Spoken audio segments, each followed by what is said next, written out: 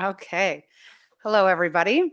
Clarissa, it is 6:01. All the PRAB members are here. Can you please begin recording? It's recording. All set? Okay. All right. Thanks to everybody for joining us tonight. We have a quorum of PRAB members present, so I will officially call this meeting to order. Would anyone like to make a motion to approve last month's agenda? Motion? Okay. Yvonne motion. Second? Sure. Mike second. Are there any questions or comments on the agenda? Yes. Okay. Sorry, this month? Last month. Yeah. Nope, this month. You have a question? Yes. It's not a question, Jenny. I just want to, for the benefit of our board and also the members of the community in the gallery, I just want to make a comment on what we are talking about tonight, which is the long-term financial strategy. So we are not talking about specifics, and I want to remind everyone that no decisions have been made about any of our facilities. We're going to be talking about the work that is going to happen in the next several months to set the community up to make a citywide decision. Glad to hear everyone's comments, of course, but I just want to remind everyone that we are not making decisions about what is going into buildings at this meeting tonight. Okay, thank you, Bernie. All those in favor of approving the agenda, raise your hand. And those are not in favor? Okay, agenda is approved. All right, the next item is future board items and tours. This item is presented by our Director of Parks and Recreation to highlight the upcoming board activities. As a reminder, this is also where members of the PRAB can suggest items to be considered for scheduling at the next agenda setting meeting. Allie, I'll turn it over to you. Thank you, Madam Chair. Folks, my name is Allie Rhodes. I serve as the Director for the Department of Parks and Recreation. During this item, we're on page 2 of the packet, and I just want to call out, I'm not going to read everything on this as per usual, but I do want to call out some key milestones the PRAB will want to pay attention to in the next several months. One is that next Thursday on March 5th, City Council will make appointments to make you a full board of 7 again. Those folks will join our board for the April business meeting and April study session. Also in April, the Boulder Valley Comprehensive Team will be coming to you for your input. The draft plan was actually released to the community in a press release today. If you'd like to begin reading, then your packet for the March meeting will include more background on your role in that item, and we'll call out some of the items relevant to Parks and Recreation. So that's at your March meeting on March 23rd. And then I also want to call out and just highlight for you now that coming up soon, we are requesting a study session, that date to be scheduled upon. We learned tonight, this was a miss on my part, that April 1st is the first day of Passover. And so want to look at other dates. We can do that during matters from the board. And then on April 9th, City Council is going to have a study session on facilities funding. And again, per Bernie's comment, they're going to be talking about citywide needs, and they will weigh in on the recreation facility scenarios. So your discussion at that study session the week prior is going to be really helpful for them. And that's all I have tonight, ma'am. Okay, thank you, Allie. Okay, now we'll move on to public participation. This portion of the meeting is for members of the public to communicate ideas or concerns to the board regarding parks and recreation issues for which a public hearing is not scheduled for later in the meeting. Tonight, there are no public hearings scheduled, so all public participation will happen at this time. During this public participation time, the public is encouraged to comment on the need for parks and recreation programs and facilities as they perceive them. All speakers are limited to 3 minutes. That's a hard 3 minutes. Depending on the nature of your matter, you may or may not receive a response from the board after you deliver your comments. The board is always listening and appreciative of community feedback. And Clarissa, will you present the additional guidelines, and then you can call on our first speaker tonight? Yes, thank you. The city has engaged with community members to co-create a vision for productive, meaningful, and inclusive civic conversations. This vision supports physical and emotional safety for community members, staff, council, and board members, as well as democracy for people of all ages, identities, lived experiences, and political perspectives. For more information about this vision and the community engagement processes, please visit our website at the link provided. The city will enforce the rules of decorum found in the Boulder Revised Code, including participants are required to sign up to speak using the name they are commonly known by, and individuals must display their whole name before being allowed to speak online. Currently, only audio testimony is permitted online. No attendee shall disrupt, disturb, or otherwise impede the orderly conduct of any board meeting in a manner that obstructs the business of the meeting. This also includes failing to obey any lawful order of the presiding officer to leave the meeting room or refrain from addressing the board. Only one person may speak at the podium at a time unless an accommodation such as an interpreter is required. All remarks and testimony shall be limited to matters related to city business. No standing in or otherwise blocking the aisles in violation of the fire code or in a way that obstructs the vision or audio of other audience members. No signs or flags shall be permitted in the meeting room except for one per person that is no larger than 11 by 17 inches and held no higher than the person's face. No participant shall make threats or use other forms of intimidation against any person. We ask that you not affix items to the podium, dais, walls, or other surfaces. Signs, flags, or other items used to communicate must be held by one person when displayed. Exceed any other epithets based on race, gender, or religion, and any speech or behavior that disrupts or impedes the meeting will not be tolerated. In-person participants are asked to refrain from expressing support or disagreement verbally or with sounds such as applause or snapping, with the exception of declaration. Traditionally, support is shown through American Sign Language, applause, or jazz hands. Our first public commenter will be Tony Smith tonight.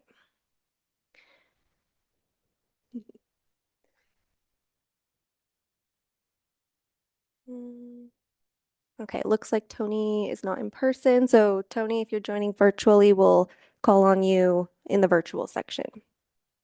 The next one will be Janet Streeter. And please ensure the microphone is on. Thank you.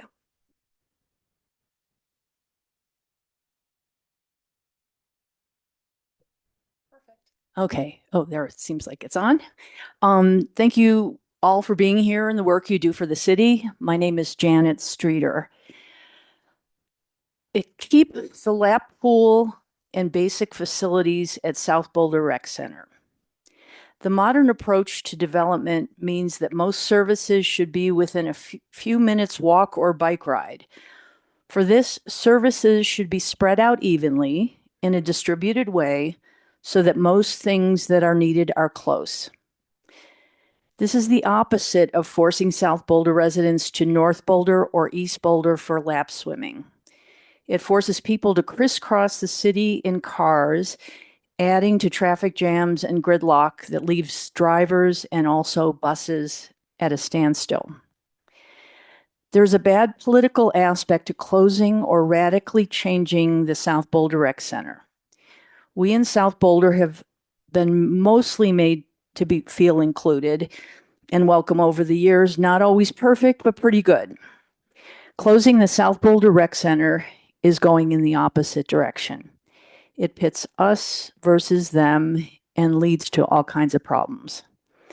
I urge members of the Park and Recs Board to stick to the basics, keep the South Boulder, North Boulder, East Boulder facilities roughly even in nature, which means keeping the lap pool, gym, and lockers at South Boulder. Thank you.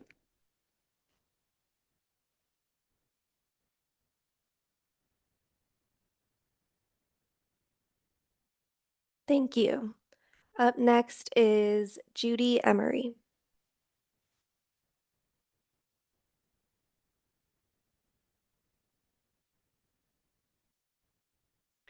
Good evening, everybody. My name is Judy Emery, and I'm a BOCO Pickleboard member, board member. And we just wanted to provide some feedback that we thought you would want to hear of things that we really appreciate are happening.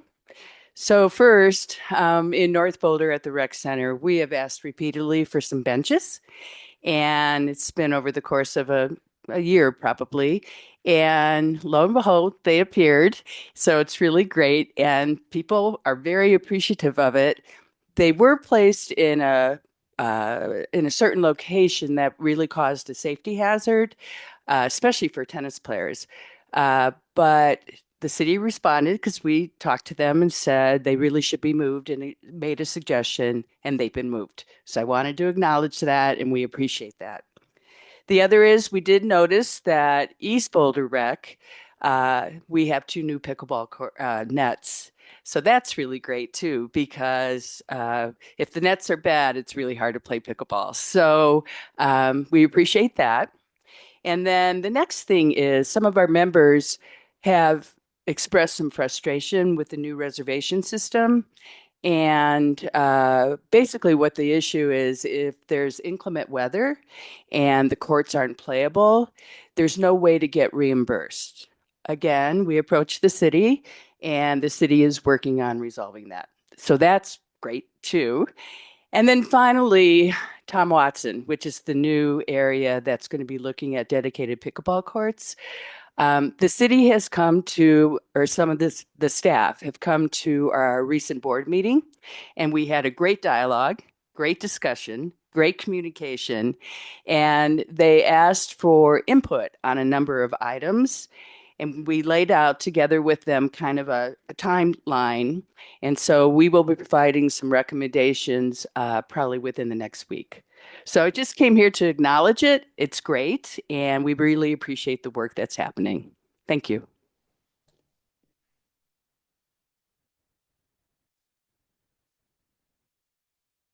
Thank you. Up next is Jenny Ferris.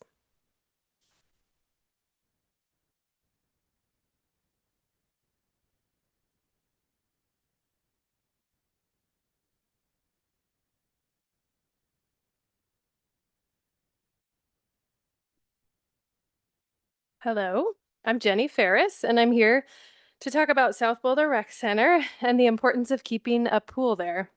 Just yesterday morning, I swam laps at South. Within minutes of opening, the pool was full. Swimmers were sharing every lane, and others were waiting for a turn. Some were there for a workout, others were rehabbing injuries. One adult was learning how to swim. Recently, I shared the pool with our local firefighters as they completed in-water skills. Kids from 7 nearby schools can walk to South Boulder Rec and use the pool. This pool is an incredible community resource. Eliminating it would be a tremendous loss.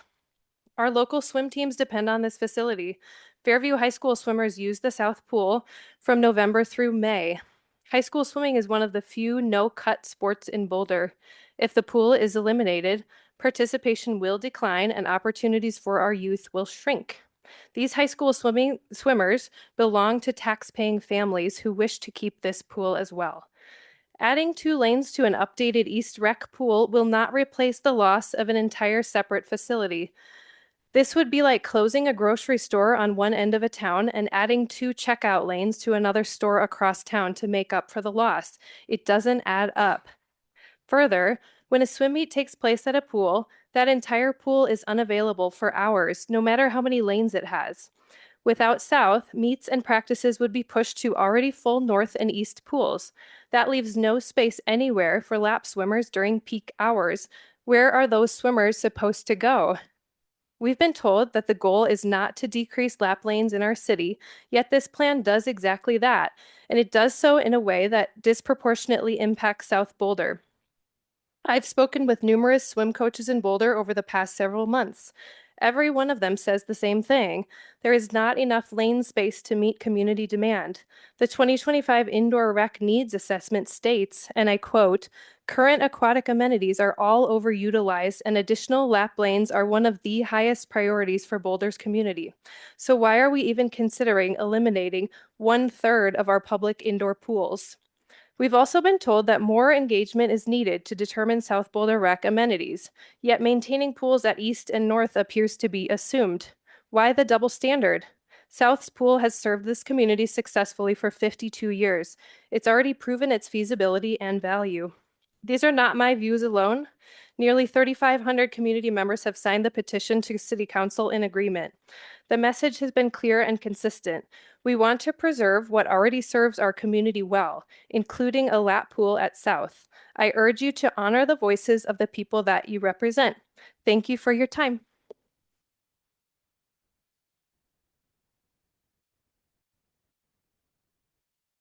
Thank you. Next up is Mary Sneewaj. Sorry if I mispronounced that. How is your last name pronounced? Snevice. Sure. Hi, my name is Mary Snevice. Thank you all for your service. I'm here to talk about the Future of Rec Center's FAQ. 1 point. It was recently posted on the website. The question regarding what amenities will be included at future South Boulder Rec Center. BPR states, Boulder Parks and Rec, we do not want to reduce service levels for the majority of amenity offerings across the system. Well, this doesn't answer the question about South. One thing is I'm certain. sorry to interrupt. The timer's not going. Oh, sorry. Sorry. Sure. Don't worry, I've timed it. One thing is certain though, Boulder Parks and Rec is definitely not saying that they will keep a pool and a gym at South. Other rec centers are getting improvements and additions, and South is getting reductions. For a city so focused on equity, this screams of inequity for those of us who live in South Boulder. In addition, the FAQ says, any future planning for South Boulder Rec will require additional community engagement to determine funding levels and identify desired services and amenities.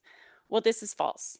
With regard to desired amenities, Boulder Parks and Recs just completed and presented the Future of Rec Center Needs Assessment, which included feedback from residents of all over the city and specifically asked about the desired amenities for each rec center. The findings were presented by Megan Lohman in October 2025 at the PRAB meeting. And basically, she stated that across the board, residents want core features, and those core features included a lap pool, and as well as exercise equipment and other things. But a lap pool was one of the top 3. So we know from the city's own data what residents want. Residents have been saying what they want over and over and over. And again, as Jenny just referenced, our petition that we recently did, 3,400 people have also said that they want a pool and gym and exercise equipment. So I don't think we need more studies to determine what people want in South Boulder Rec Center.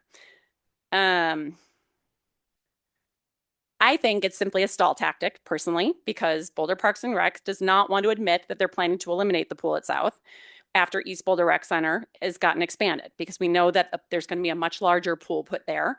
At least that's the plan. And we know that probably after that, it will be easier to justify getting rid of South. With regard to determining funding, Boulder Parks and Rec has stated that the full replacement cost for South Boulder Rec is only $30 million. That's far less than what is being allocated to East right now, which is $53 million. And that's only phase 1. So the FAQ alludes to the fact that there's going to be a phase 2, which is going to be maybe 20, 30, 40, 50 more million. We don't know. So the CCRS tax includes renovations and rebuild of rec centers, which would include South. And it has been extended in 2021 and 25. And residents overwhelmingly support it. So why does Boulder Parks and Rec refuse to allocate funds for South? It just keeps choosing project over project ahead of South. So in my opinion, and in many other in this room, this is a priority issue. It's not a funding issue.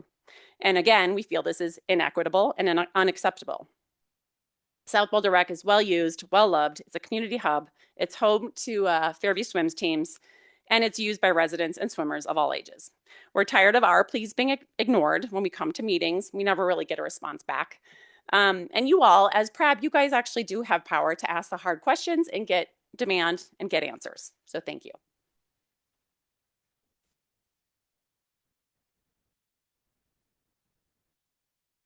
Thank you. Next is Christine Breskel.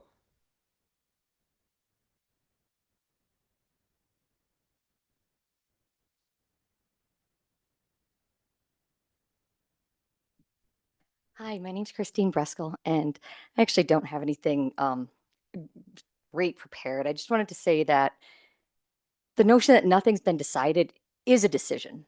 You know, not committing to keeping a pool and the core features, the gym. That is a decision right there. You know, this isn't the same everywhere else where, you know, we know East is going to keep a pool and going to have a expanded pool and a moved pool, and that any when we say amenities haven't been decided at South, any decision that doesn't include what we already have is not regardless of what new amenities or whatever it is, that's taking away what the community loves and uses and treasures. And I just want that to be really clear that this isn't yeah, just kind of a game of picking amenities to everyone. It really is, treasured community assets at a community rec center. So that's all.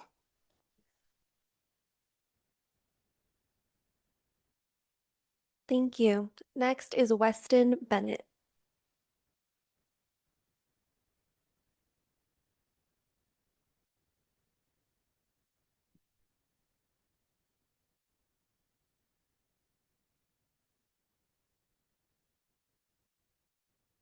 Hi, my name is Weston Bennett, and I'm 9 years old.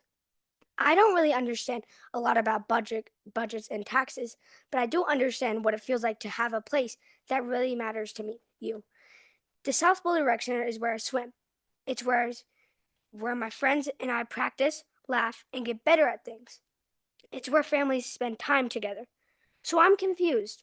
Why would you take away a pool and gym from 4,000 kids in a whole community of people who use it every day? If something is smaller, that doesn't mean it's not important. If something doesn't make the most money, that doesn't mean it doesn't matter. Kids like me don't have driver's license. We don't just go around town whenever we want. We need places close to home where we feel safe and welcome. When you take away a gym, you're not just taking away a building. You're taking away basketball games, you're taking away swim lessons and practices, you're taking away a place where we learn to be strong and healthy. And grown-ups always tell us being active is important. If 4,000 kids use something, that means it matters.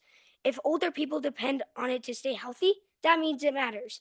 I just want to know, why would you take away something good from so many people? Please don't forget about us just because we're smaller or quieter. We might be kids, but this place is part of our lives. Thank you for listening.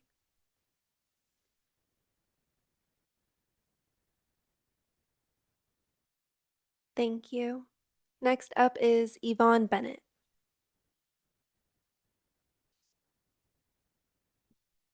Okay. Yvonne's online, so we will move you to the virtual section, and next will be Ryan Bennett.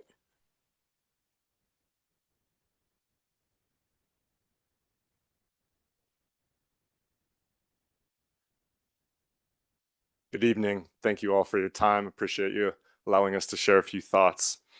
So, over the last 25 years, the city has made significant investments to renovate recreation centers. North Boulder was renovated in the early 2000s, roughly 30 years after it opened. East Boulder is now receiving substantial investment at the same point in its life cycle, roughly 30 years after opening. And that pattern makes sense. Facilities age, the city reinvests, and the whole community benefits. Unfortunately, South Boulder Rec Center has not followed this pattern. The city publicly stated in 2015 that the South Boulder Rec Center was nearing the end of its life. That was 11 years ago. Think about 11 years ago. Today, the facility is over 50 years old. It has never received a meaningful renovation. And the city has still not made a commitment to invest in the South Boulder Rec Center to ensure that it can continue to deliver essential amenities, a lap pool, a gym, cardio weights, an exercise classroom, to ensure our community has those amenities for decades to come. The South Boulder Rec Center is an amazing asset for the city. It brings to life the 15-minute neighborhood concept by being centrally located within a large residential community and being walking distance of 7 schools. Now is the time for the city to commit to investing in the South Boulder Rec Center and to commit to maintaining the core features of what recreation centers have provided in Boulder for 50 plus years. Now is the time for the city to prioritize must-haves over nice-to-haves. This means making an intentional choice to address failing assets like the South Boulder Rec Center before spending money to improve areas that are already functioning effectively today, i.e. the civic area. Now is the time, after 11 years of waiting, to move from acknowledgement to commitment. Thank you.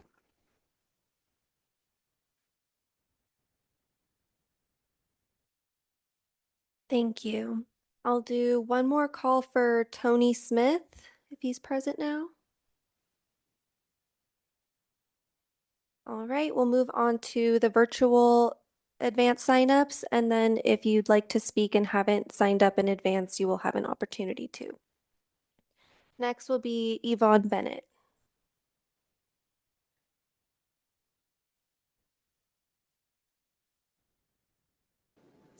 Hi, good evening. Can you hear me? Yes. Great. I'm speaking tonight on behalf of the South Boulder Rec Center. I want to address your website's frequently asked questions section that lists visitor numbers for each location, claiming that South Boulder Rec Center has lower usage compared to North and the East centers.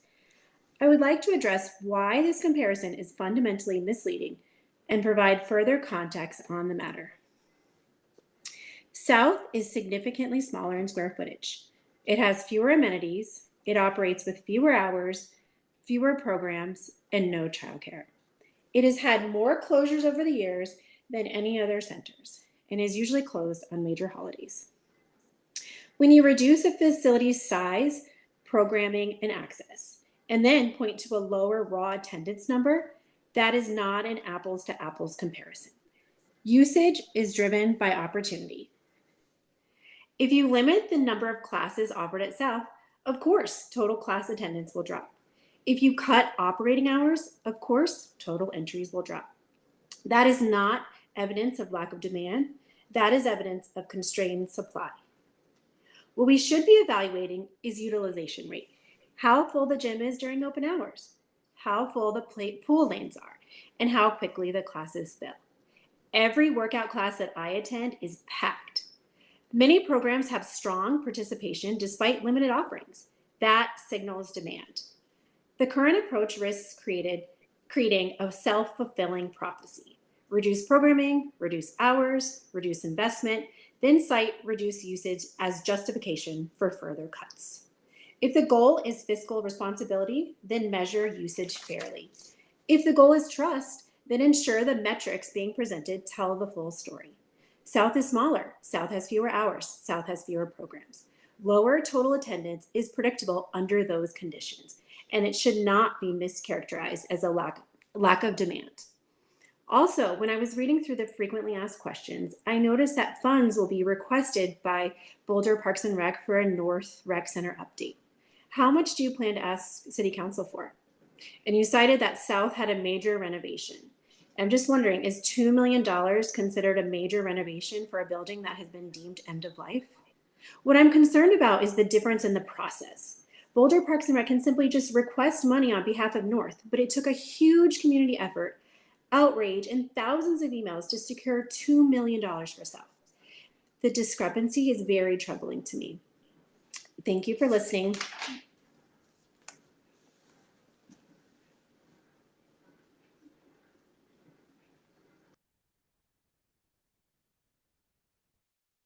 Thank you. Next is Alex Veltman.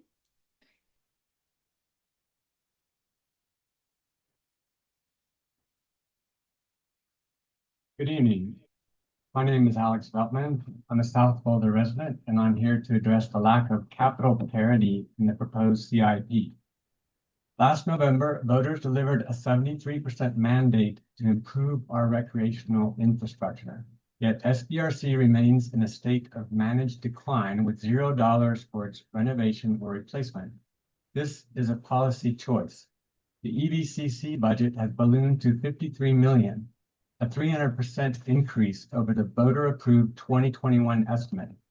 Staff previously claimed that these funds could not be legally moved, then that the funds were dedicated, and now, as of February 4th, staff is admitting that the 2021 ballot language does not legally restrict reallocation of funds.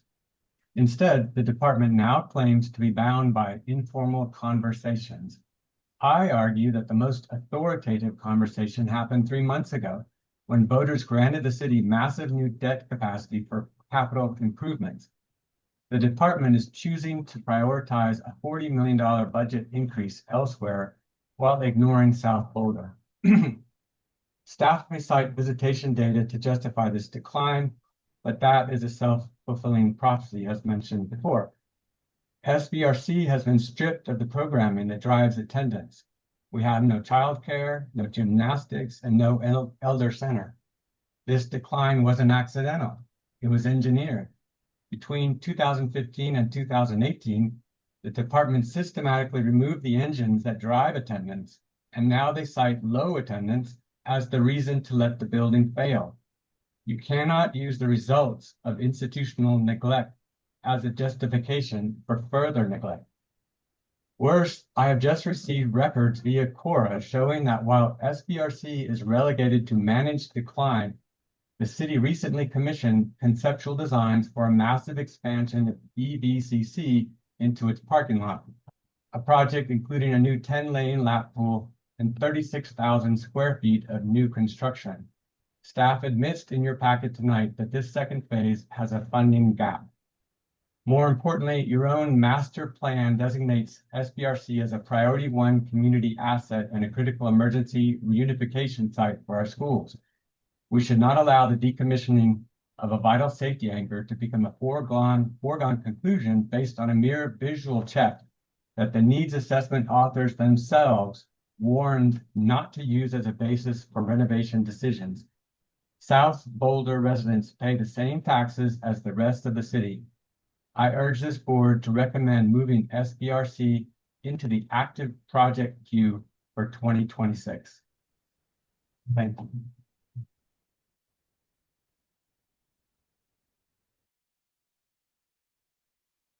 Thank you. Next is Rahi Abujan Mainali.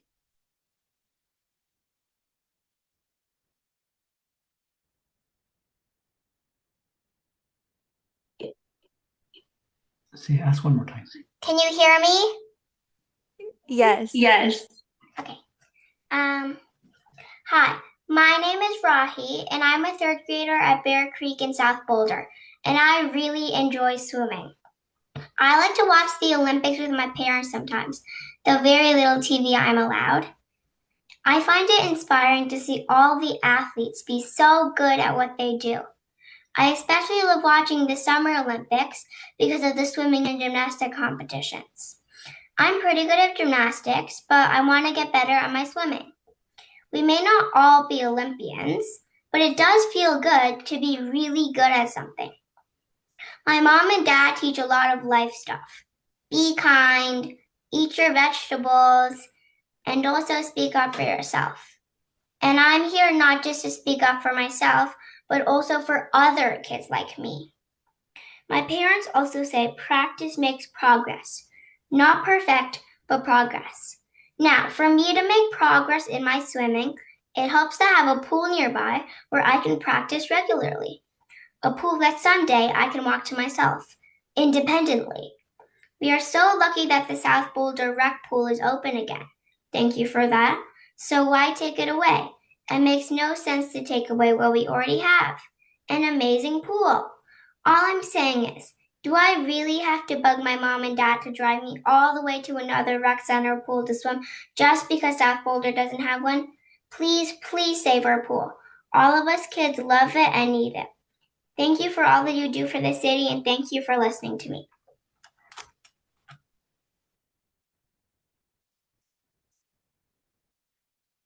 Thank you. Next is Kyle Rose. Hi, can you hear me? Yes. Okay, my name is Kyle Rose. I moved to Table Mesa, South Boulder in 2017, and I met a few neighbors. I was invited to a pickup basketball game at the South Boulder Rec Center. I was amazed, having moved from California, where you're always searching for various gyms to play basketball. I was amazed to find 30 to 40 guys consistently on Tuesday, Thursday, and Sunday playing pickup basketball. It was a great community. Everybody, all the players got along wonderfully. And so I want to piggyback on an earlier comment that the usage numbers are something you're looking at as South Boulder not having as high as East and North. So what ended up happening was there was I think a failure probably due to maintenance with the basketball court. So they had to close the court and replace it. They replaced it with a surface that's a little bit hard on a lot of the guys' knees.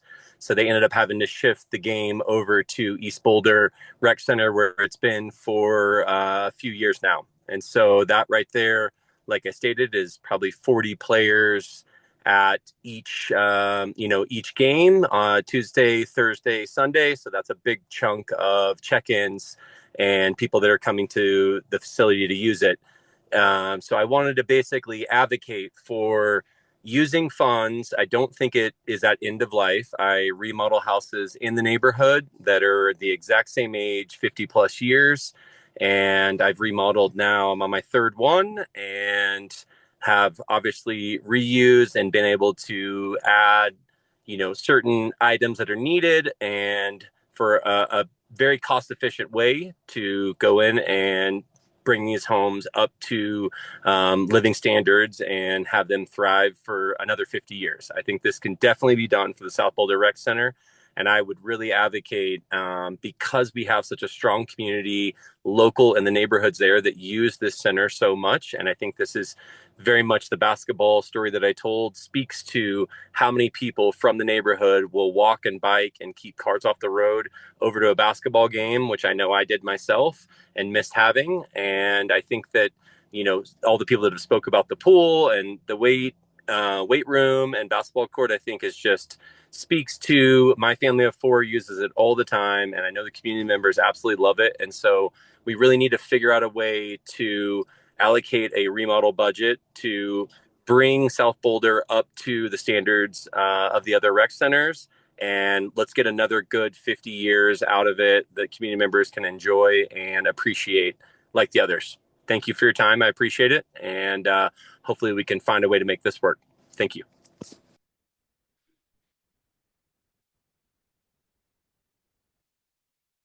Thank you. Next is Dr. Elizabeth Rasmussen. Hello, can you hear me? Yes. Okay, cool. Hi. Good evening, council. My name's Elizabeth Rasmussen. My husband and I purchased our house in South Boulder in 2021. I'm a mechanical engineer and a mother to 11-month-old baby Noah. And I'm here to speak for young families who are, I think, really invisible in a lot of these meetings because it's currently bedtime and my husband's being a hero and putting down our kid so I can talk. But we chose Boulder for its generational assets and specifically the South Boulder Rec Center and its surrounding schools. But as these facilities age, we see our neighbors and our friends, instead of choosing to buy in South Boulder or in Boulder, really, they're going to Louisville, Longmont, Erie, where facilities are maintained. And also it's affordable. South Boulder's we were essentially just priced out of North Boulder and East Boulder in locations that are closer to the other rec centers. And so, we saved for the down payment for 8 years to buy the house. We're very excited to live in South Boulder, and it's super sad to see. And I think a lot of other talks have talked about the equity issues. And so I think that's a part of it. There's a lot of single family houses. We're trying to do what Boulder says it prioritizes with supporting young families and working professionals. And I think this is a lapse there. I also wanted to note that the facilities are both at South Boulder Rec Center are outside and inside. For outside, another metric for usage that isn't always seen is the outdoor volleyball leagues in the summer. It's amazing. If you haven't seen it, it's just magic. And it's another example of, for 7 weeks, there's around 200 active players on Tuesday, Wednesdays, and Thursdays there. And it generates over $8,800 in revenue from just the fees. And this is based off of last year's numbers. And the cost is virtually zero. There's one referee for about 10 hours a week. The nets are reusable, the lines are reusable. But it's so aging that there's two big issues that I want to bring up. The first one is there's these goat head thorns, which if you guys haven't seen them, they'll poke a bike tire, and it's super dangerous. And it's disappointing that my kid can't learn to walk while mom's playing volleyball because it's a hazard. And even when we're playing, you have to put on shoes and you have to walk. And so the volleyball courts outside aren't being maintained.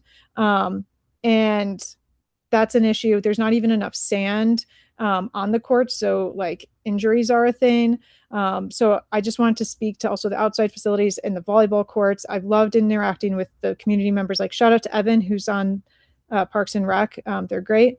But anyways, I just wanted to speak for that and make sure like the engagement side, it's hard to engage in evening things as a young parent, and asynchronous communications, what we can do. And we're here, and please preserve the generational asset for the next, so that my son, who's 11 months, can be like the 9-year-old who's speaking today. Thanks.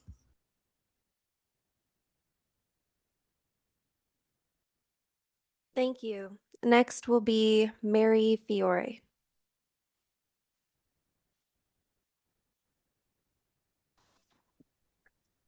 Hi, everyone. Can you hear me okay? Yes. Perfect. Thanks for your time tonight. My name is Mary Fiore, and I'm here today to speak in support of maintaining the programs and facilities that currently exist at the South Boulder Rec Center, notably the pool, gym, and fitness studio. I've been a South Boulder resident for 14 years and have come to appreciate the resources that the South Rec Center has provided for my family and me over the years. You know, especially as our routines as a family have changed. Pre-kids, my husband and I would regularly use the gym after work. That has changed since having kids. And when they were in their, toddler and early elementary years, we would walk to the rec center as a family to swim and use the gym and the ninja room. And now that the kids are older, they can walk independently to the rec center to meet their friends on their own, again, to use the gym, the pool, and the tennis courts. South Boulder Rec has been a huge asset to our family and is to many other families in the South Boulder neighborhoods, it being such an easy walk or bike ride away. Over the years, I've spent hours in the fitness space working out while being able to view the Fairview swim team practice or even the synchronized swimming team practice, which is an absolute delight if you haven't experienced it yourself.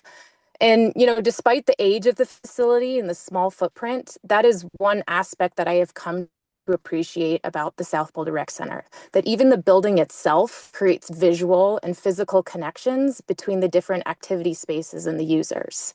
Where I can be on the one space while looking in on the lap swimmers at the same time. That doesn't exist at the other facilities, and this is something I think we would want to maintain, those cross-recreational connections, rather than eliminate them. And my hope is that you're able to see that the South Boulder Rec Center as a true asset to the community, and that future planning and funding is spent towards enhancing its current offerings and the community connections that already exist here in South Boulder, rather than eliminating the recreation facilities and programs. I understand there's consideration being given to eliminating the pool at South and considering the aquatics program to East, lumping it into plans for the renovation there. And I don't see how eliminating the pool at South will be a community benefit. Consolidating the aquatics program to East does nothing for enhancing services or building community. It's just that, a consolidation, and eliminates an existing asset to South Boulder and to the city of Boulder by reducing the overall number of pools and lanes, and eliminates the current convenience for Fairview swim team members of being able to walk to practice. And so I hope that you can listen to the community members, both within the city of Boulder as well as within South Boulder, to specifically understand what we need and really want. Thank you. Next is Lynn Siegel. Yeah, it's pretty clear what the community wants, and they shouldn't have to be here begging for what they should have. And I am coming from a different perspective here, and that is the perspective of watching planning board for over 30 years and watching the developers in this town get so many subsidies. It's appalling that then these folks have to come out and beg for what they bought into with this community. It's just unacceptable. And I can start naming them off, starting in the south. CU South, Dark Horse, going east, Weather Vane, 58th and Arapahoe. Now there's Pearl and 50th. There's the Millennium.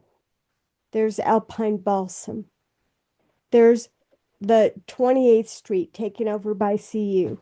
CU's got a huge hand in this town, and CU's not paying their way.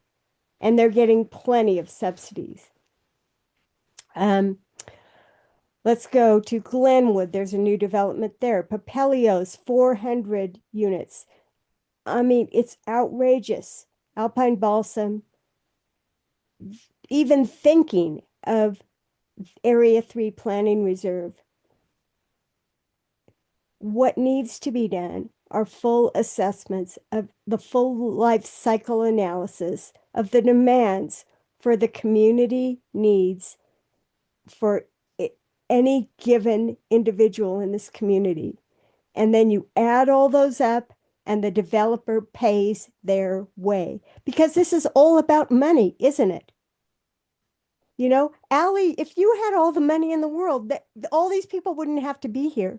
You'd be distributing it fairly. You wouldn't be scrimping. You wouldn't be doing unfair trade-offs between different centers. This is a very rich community. And the fact that developers in this town with Sundance, you know, like so many things coming here, so much growth, it's just stunning. And, you know, most of these people that have spoken tonight, they're not going to believe their eyes when they see what I see is coming. What's in the pipeline for this community? It's unspeakable. The growth and the largesse of the developers in the community. Thank you, Lynn. Thank you. That concludes our advanced sign-up portion. If you are in person and would like to participate in public comment, please raise your hand. And if you are virtual and would like to participate, please ensure your full name is shown and raise your hand.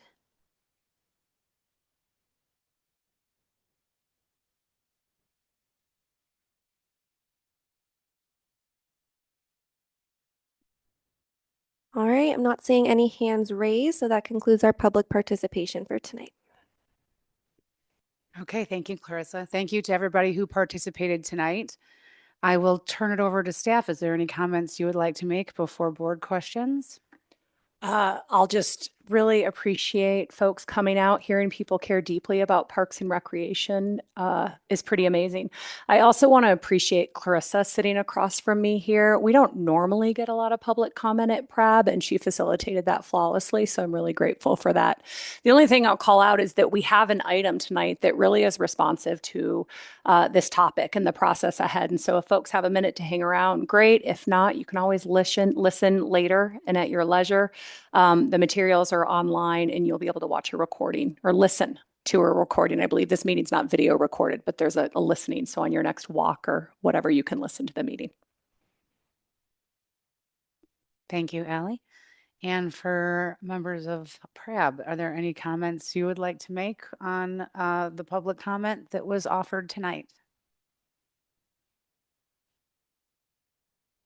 Oh, okay. Oh, all right. Hello, can you hear me? First of all, I wanted to thank all the speakers. You know, this is how democracy works, doesn't it? We get to hear from our community and we get to hear from the young ones, especially about the importance of what we're doing here today, and really appreciate that you're taking time. You could be hanging out doing your homework or playing or doing other things. So really appreciate that you came out to talk to us about your issues and needs relating to Parks and Rec. I'll just say, I know we're going to be talking about this later in the agenda on sort of what our strategy is, funding strategy, facilities funding strategy. And I do appreciate what many of the speakers said. Chrissy, Mary, Ryan, and many of the other children who were speaking about the importance of a pool. We recognize that certainly, and we're going to do everything we can to make sure that that is included in whatever scope of work happens. But you know, there's a lot to be discussed, as you know, a lot of decisions that have to be made. But I, you know, really do appreciate the fact that people are here. As was it Rahi, the third grader, who said you were taught to speak up for yourself? That's exactly the right thing to do, and genuinely, we are listening to what you want. So thank you very much. Okay, thank you, Yvonne. Oh, you want to go? I also want to thank everyone for coming this evening. It's always great to see how many people get interested in these important projects. I think everyone here knows I'm a South Boulder resident. I use the SPRC facility myself personally all the time. I value it greatly as a community facility as well, as you all do. That said, I think it's important that we continue these conversations in good faith, and I am concerned with some of the rhetoric that has been used with regard to this project. We need to remember that this is a citywide decision. It's very powerful that so many people signed a petition to support this facility and the 3 core amenities. However, we need every part of Boulder to support this facility as well. It can't just come from our neighborhood. A couple of folks tonight brought up the fact that there is not as much programming at SPRC to drive use of the facility. I think that's a very valid point. I think we also need to recognize that the existing footprint doesn't allow for a lot of the programming that may exist elsewhere. Or we're in a place where we have to make trade-offs, right? We can't have a ninja room and daycare. There just isn't that much space in the facility. That's not a specific example. Don't quote me on that. I mean, you can quote me, but don't hold my feet to the fire too hard. I also have to point out the building as it is built today, it was updated in 1999. It got a significant investment at that time to install an elevator. Even with the elevator, if you are disabled, and I was a wheelchair user for about a year, it really sucks. It's very difficult to use that facility because of where the elevator is located and the security requirements that we have to have in place to keep the children who use the facility unsupervised and to keep those children safe. That's not something that can be programmatically fixed. That is a structural problem with the building. In addition, if you're a wheelchair user, the locker rooms are difficult to navigate. Not impossible, but difficult. As I said at the beginning of the meeting, we're going to be hearing from staff tonight about the plan going forward. I think it's going to be a very meaningful and powerful community-wide engagement over the next few months. And I do hope that we get to a place where, yes, in 6 months, we're asking all of Boulder to vote for a facility with a great new pool and an elevator that works, or maybe just one level, and we can shift the tone of the conversation at that time. Until then, I think we need to make sure that we're all playing from the same set of facts. Thank you.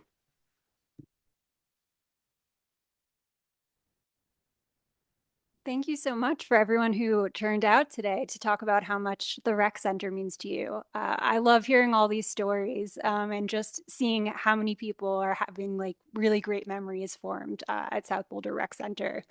And I mean, as hard as this is, I think this is also really exciting. There is an opportunity to build a new fantastic rec center for the South Boulder community. The building is very old, built in 1972.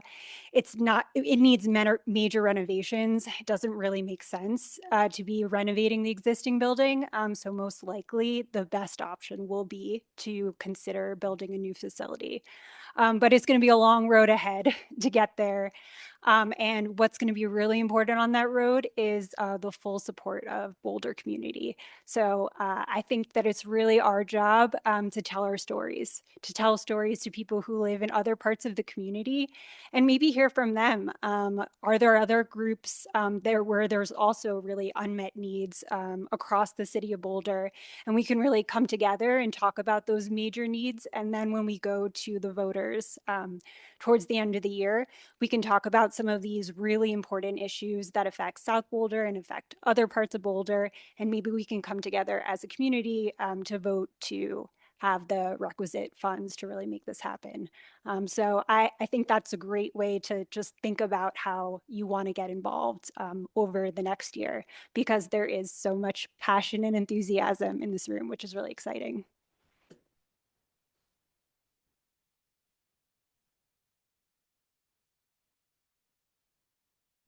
Okay, I do echo the sentiments of my fellow PRAB members on this. Thank you all for coming out tonight. I really also enjoyed hearing the stories, especially to the kiddos that had the courage to come and talk to us virtually and in person. I have 15 and 13-year-old kids who go to Fairview and Centennial and also use our rec centers. So I understand the passion around the subject, and I really look forward to continuing this conversation over the next few years. In a positive way. So thank you for coming, and I look forward to hearing from staff tonight and the presentation on the long-term financial strategy.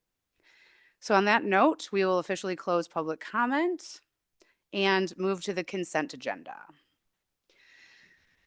The consent agenda tonight includes approval from of the minutes from January 26th, updates from Director of Parks and Recreation Operations update, Parks and Recreation Planning, Design, and Construction updates. Allie, is there anything you want to offer on that section of the agenda before we make a motion? The only thing I have to say out loud, because it happened since we prepared this packet, is that last Thursday night, City Council did unanimously approve the annexation of the property adjacent to East Boulder Community Park. It's a big win, and it'll enable us to use that parkland as was intended by that purchase in 2019. That's really exciting. Let's make a motion and then, so would somebody like to make a motion on the consent agenda? And second? Okay, now discussion on the consent agenda. Bernie has a question. Thanks for that update, Allie. Is that the final legislative bar that we need to clear before we can start planning for construction? It's the final legislative bar that lets us move into site review and construction documents. And so there will be additional steps for, like I just mentioned, site review and permitting, but we now can begin those processes now that the property is legally within the city limits. Okay, thank you. Yeah, and so just to call out, in your March meeting, we'll give a timeline and project update. We're working fast. It just happened, but Mark and his team are working on it. We're pretty excited. It'll help. If you all will just reflect back 2 years ago, these chambers were full of people with tennis rackets and pickleball paddles. And so we have been working hard to address those needs. Anybody else have a? Okay, Yvonne, go ahead. Is this annexation a decision? Is this what's going to prompt the design concept for flipping the pool to the other side of the property? Those projects are separate. Okay, I just wanted to make sure, because we just heard from one of the speakers today that there's a design concept that's the architectural firm is working on flipping the pool on East. I'll talk about that more in tonight's presentation, but just to be clear, the park project and the facility project are completely separate. Okay. All right, any other questions on the consent agenda or comments on the consent agenda? Then I just had one. If you could give us just an update on how the interviews went for the boards and commissions. I know we had 15 applicants. Are we still at 15? We're at 13. We had 2 folks either withdraw from the process or no show. I'm not formally sure what happened, but we have 13 folks that council will be considering next week. Great. Okay. Anybody else on the board like to make a comment? Just wanted to mention that I love the insert around the memorial at Eden Park. And so I think that's just like a wonderful way for us as a community to talk about something like grief, which is, you know, something that's sometimes there aren't really like those public or like symbolic ways to show that part of our culture. So thanks for including that, and very exciting that we're able to make that happen. All right. So we have a motion, we have a second. All comments and questions have been made and answered. All those in favor of approving the consent agenda, please say aye. Nay? No nays. We are approved unanimously. All right, we have no action items tonight, so we'll be moving on to matters for discussion. Thank you, Jenny. So folks, Clarissa, I need sharing permissions, please. We have a deck for you tonight that summarizes the information in your packet, and you're going to see me reading from my notes more than you ever do because I think accuracy is really important on this topic. But I want to start by just calling out that I am speaking on behalf of a very large and very talented team across the city. We're working closely with colleagues in central finance, of course, in the city manager's office. And in fact, I have two colleagues that I just want to recognize from the city's facilities department. My colleague, our director of facilities and fleet, Joanna Crayon's right here, and our chief architect, Michelle Crane, is here tonight. We are not, as Bernie mentioned earlier, we're not getting into design tonight. We're not getting into technical details, but they are the project managers and incredibly supportive. And they also know that we're having hard conversations, are here in support. So I'm super grateful for their expertise and for their hard work along with other folks across the department. So give me a moment and see if I can get this up.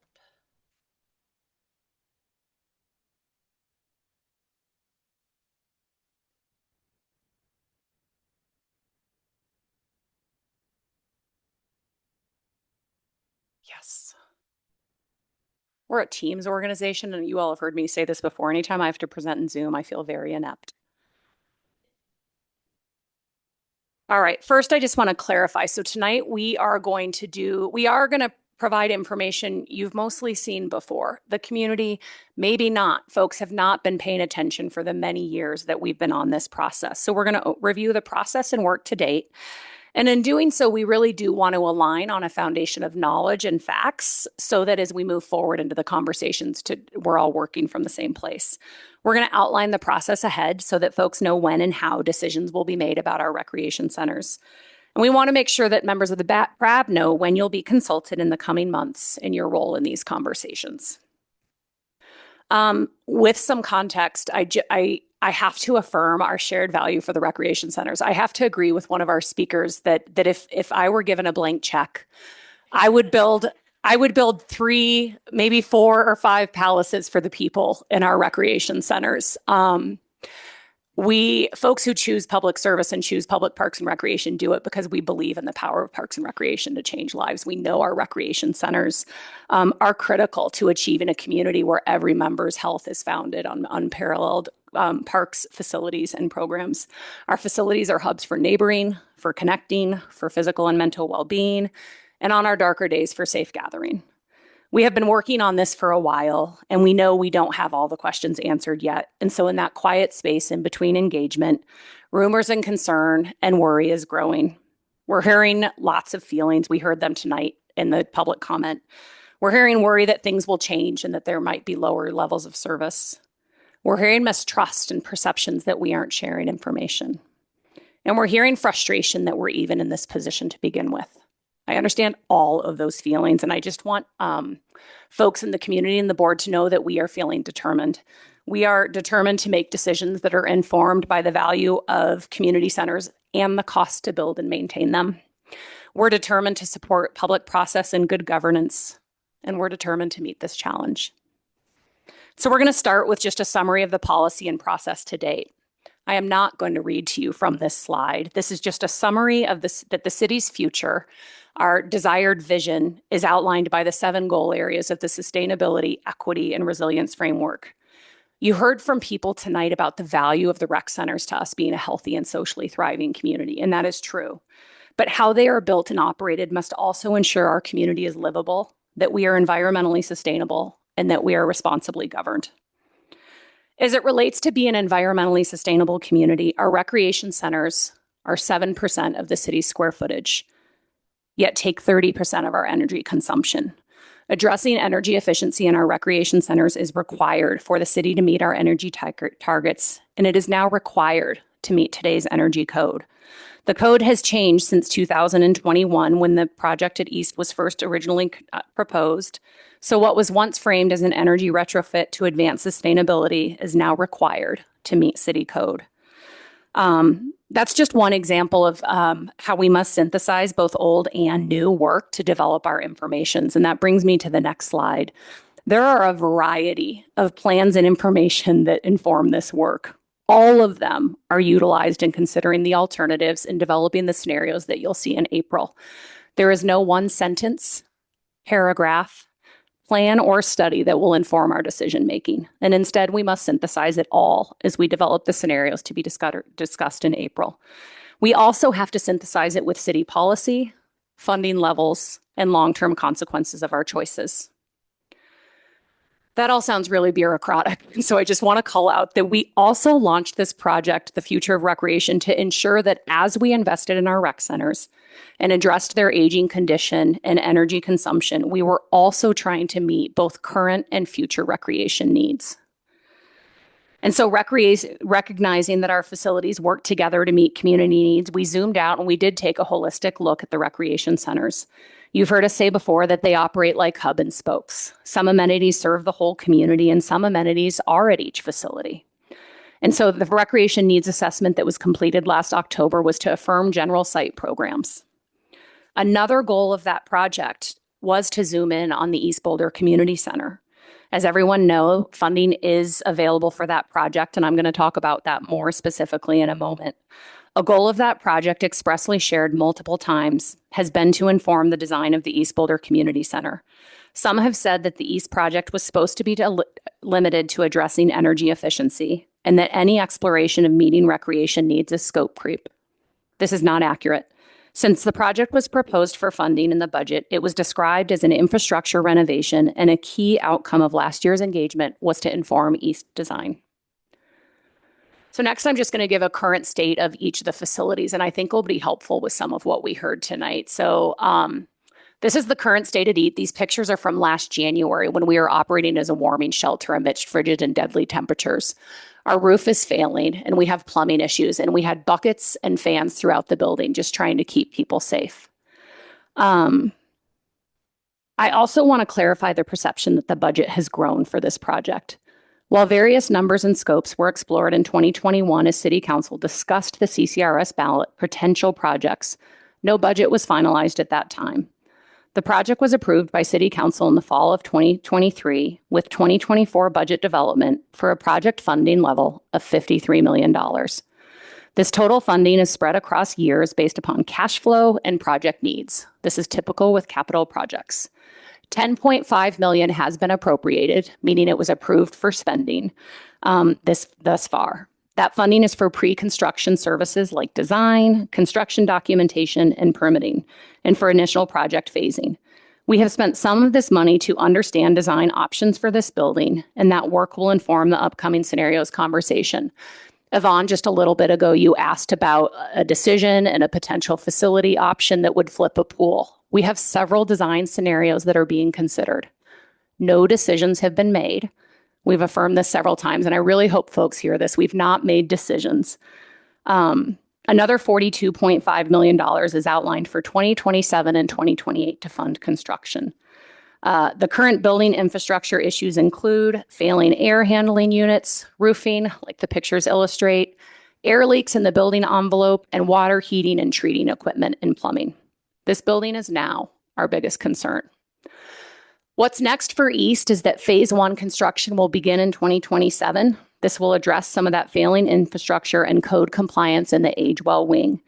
As I mentioned, and I want to affirm again, there is no final design for recreation. That is pending the upcoming holistic analysis of citywide needs and the scenarios that PRAB and City Council will discuss in April. We'll move into construction documents and begin phase 1 construction in 2027. Upcoming policy direction will inform the final scope and design for phase 2. For the current state of the North Boulder Rec Center, it does also require immediate infrastructure repairs to address the building envelope and pool replastering to ensure continued operations. I had to ask an expert what this picture shows because I just see peeling paint. But what it shows is evidence that the walls in the pool area have moisture in them. This impacts the integrity of the block walls, and they are actually spalling and breaking. These improvements, someone mentioned earlier that we have asked for funding that is not accurate. This project is unfunded and is an estimated $2 to $5 million just to maintain the current operations. That brings us to the current state of the South Boulder Rec Center. I want to start by just affirming what we have said is that we believe in the value of recreation in South Boulder. We have not said that we've made decisions based on visitation. And in fact, the next sentence on the FAQ around visitation says that facility size, amenities, location, and other factors all inform visitation. And we're committed to identifying a solution for South. As a result of the investments in the last 5 years, and especially last year, South is no longer our greatest concern. As I mentioned a moment ago, East is what is keeping us up at night. We know the pool at South will require total replacement within 10 years. And I think this is another part that is responsive to some of the questions we've heard. Doing the full replacement means not just replastering the pool, it means digging out the concrete infrastructure and the piping and ducting underneath it. This level of renovation will require us to meet current code. We cannot meet current code within the current shell of the pool without reducing the size of it. Doing that type of repair would also not address the accessibility concerns. Bernie, you hinted at those a little bit earlier. And I just want to remind folks that equity is a lens in our decision-making in the city of Boulder. And when we talk about equity, we mean considering who is benefiting and who is impacting from our decisions. So the South Boulder Rec Center does not meet current standards, and our ability to program it successfully and even meet ADA accessibility is limited by the building's design, including the bathrooms and locker rooms. We do not have family-friendly or gender-neutral spaces. The building is challenging for anyone with a disability, anyone requiring a bit more privacy, or even if you have an opposite gender caregiver, such as your partner or even your child. Simply fixing the pool is a short-term and ad hoc fix that doesn't consider the larger picture, community needs, city policy, or best practices in facility stewardship. So finally, I just want to address the frustration and the request that we prioritize South right now. Last month, we gave you a holistic update on the long-term financial strategy. And because we're hearing questions about why South is not yet funded, I just want to revisit this slide. This was last year, January of last year. And it has been the plan that the 2026 ballot strategy and funding conversations would include how are we going to address recreation in South Boulder. I get this is happening slower than folks would like and that we don't have answers yet, but we are working the plan. In 2025, City Council did advance 2 ballot measures to advance the long-term financial strategy. The 2025 Community Culture Resilience and Safety Tax renewal ballot measure supported by Boulder extends the CCR tax in perpetuity. This aligns with the long-term financial strategy to ensure the city can build and maintain city capital improvement projects up to the amount authorized by the tax. Voters also supported allowing debt to be increased up to $262 million for capital improvement projects funded by the CCRS. This expanded debt authority and funding allows flexibility for debt to finance large capital projects within the available revenue. Being able to meet some of the core needs in last year's approval were a critical first step. CCRS funding and debt capacity are now part of the consideration in developing a citywide facility investment strategy and addressing citywide needs. Those conversations will continue this spring. Which brings us to the citywide conversation. This is a sample list. We've had a lot of focus on the left side of the screen and the recreation centers. I just want to remind folks that our role in good governance and to be good stewards of financial strategy and avoid ad hoc decision-making, we are working very hard to support a conversation with the community, the PRAB, and City Council where we consider recreation needs along with others citywide. We are underfunded for taking care of our recreation centers, and we are underfunded for taking care of our urban park system. We have other aging buildings, including critical public safety infrastructure and buildings and the Age West facility. We also have unmet operational needs across the city. Folks are hearing us talk about, and we have been saying since 2014, we do not have the operating dollars to maintain the service levels we have. So we are scenarios that we will prepare for you. Well, let me back up a little bit. I just want to remind folks, I'm going to say it again. No design decisions have been made about any recreation center. We are shaping scenarios utilizing the blended approach we have utilized since the 2014 plan. That's the graphic on the left. The lens on the outside is sustainability, equity, and resilience.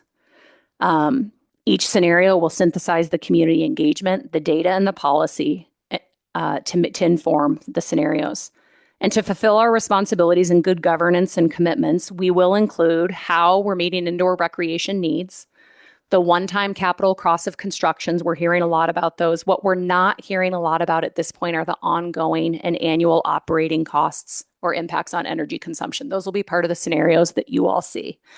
which brings us to our next step. So this date, April 1st, we know we need to poll the board after tonight's meeting for Monday or Tuesday of that week. I missed that was the first day of Passover. So on April 1st, we're going to have a study session and we're going to share with you scenarios that consider how to meet community needs. And you're going to see the impact of each scenario on capital costs, operating costs, energy consumption, and how they meet recreation needs. Your input will be an input that City Council considers when they have a study session on April 9th. Their study session will consider holistic city needs, and there will be a focus on the recreation centers. Those conversations in April will inform Council's deliberations in May on potential ballot measures. Their May conversation will inform summer work around polling and final ballot language for any measures that might advance the November election. If approved by voters, any additional funds would begin with 2028 capital development, which will begin in Q2 of 2027.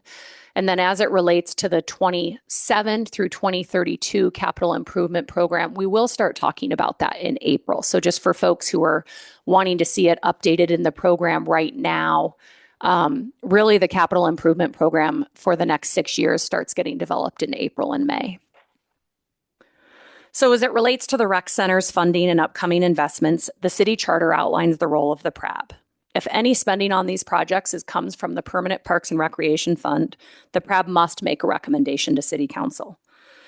The PRAB also must make a recommendation concerning the operating capital budgets.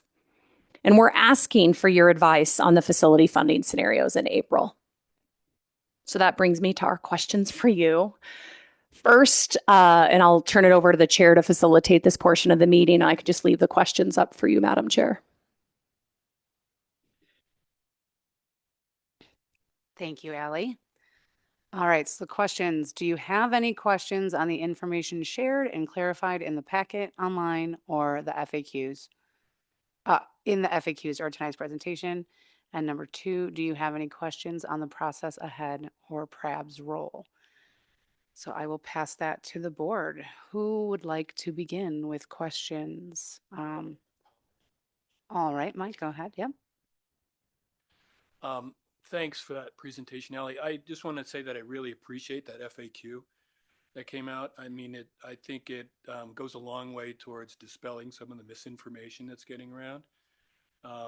Right off the bat, that no decisions have been made. And we hear sometimes, at least in the city council presentation, you heard more frequently about South Boulder's going away and the pool's going away, and that's not the case. So I'm glad that that is out there and published, and it also helped inform me if I get any questions about how I can respond to them. So that's my comment. And then my question is, what's our role in the April 9 city council meeting, if any? Do we provide information, or should we, what do we do for that? That's a really great question. In a situation like this, typically what would happen is at the end of the study session, we might prompt you for consensus on talking points to share with City Council if you're able to get there. Another thing that would happen is that we would give a staff summary of the study session. Sometimes when there is a matter that particularly impacts one department that has an advisory board, City Council may ask for a representative of the board to join their meeting to speak on behalf of the board. And again, per the charter, that member would have to be authorized to speak on behalf of the board. So TBD, I love that question because we can try and get really clear about that for April 1st. All right, thank you. Anybody else with a question or response to the questions for PRAB? Yep.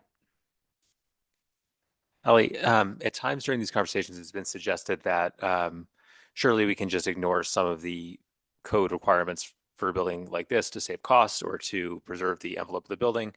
Can we do that? My simple answer is no. And I am going to look to one of my colleagues here, Michelle, if you don't mind just answering that a little more expertly.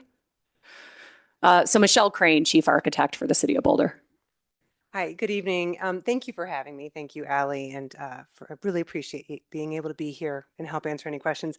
It is sort of a simple answer that no, we can't really just set aside codes, particularly codes that deal with life safety. Most of our building codes, really, we start with these buildings when we're assessing what we can do. You said it quite well about South. We're constrained.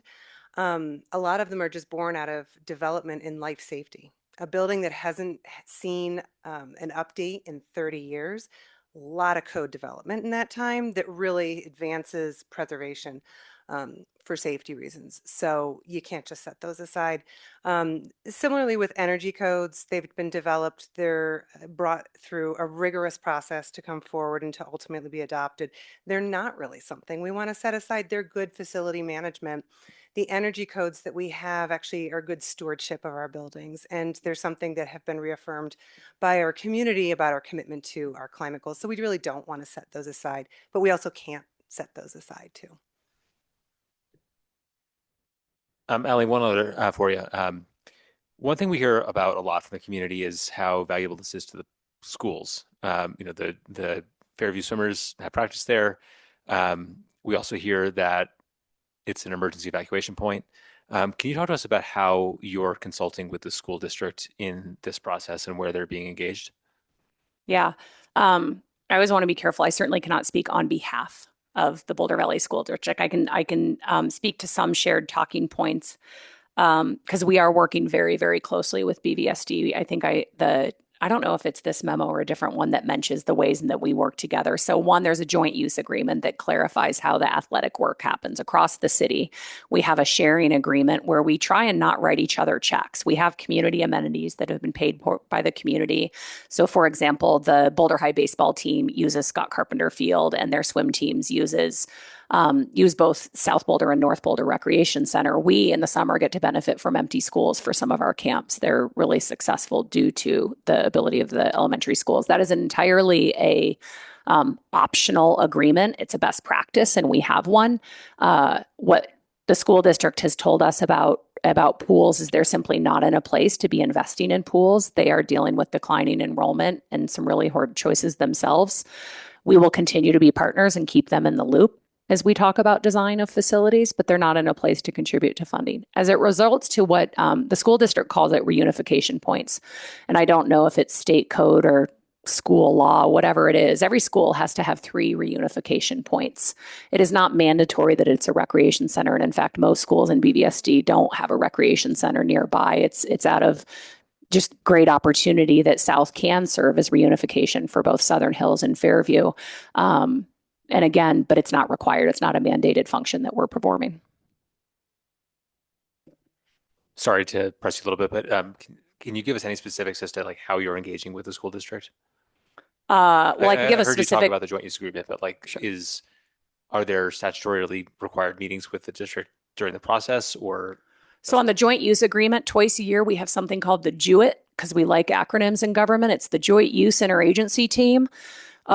And those folks get together and talk about how are things working, right? So the joint use agreement has a lot of requirements around field space and lane hours and how we're going to make decisions. And Scott actually he attends those if you want to add anything. But so that happens twice a year. But I think the question behind your question maybe speaks to just needs and levels of service around pools. So the school district did contribute, and we're a partner in the recreation indoor needs assessment. We know from that, and I think someone quoted earlier, our rec centers are really challenged in meeting aquatic needs for our community. We've known for a while that the rec centers are not meeting community needs around warm water wellness, which is critical for Learn to Swim and for our aging population, for people recovering from injuries, for people with disabilities. The pool there for warm water is pretty constrained.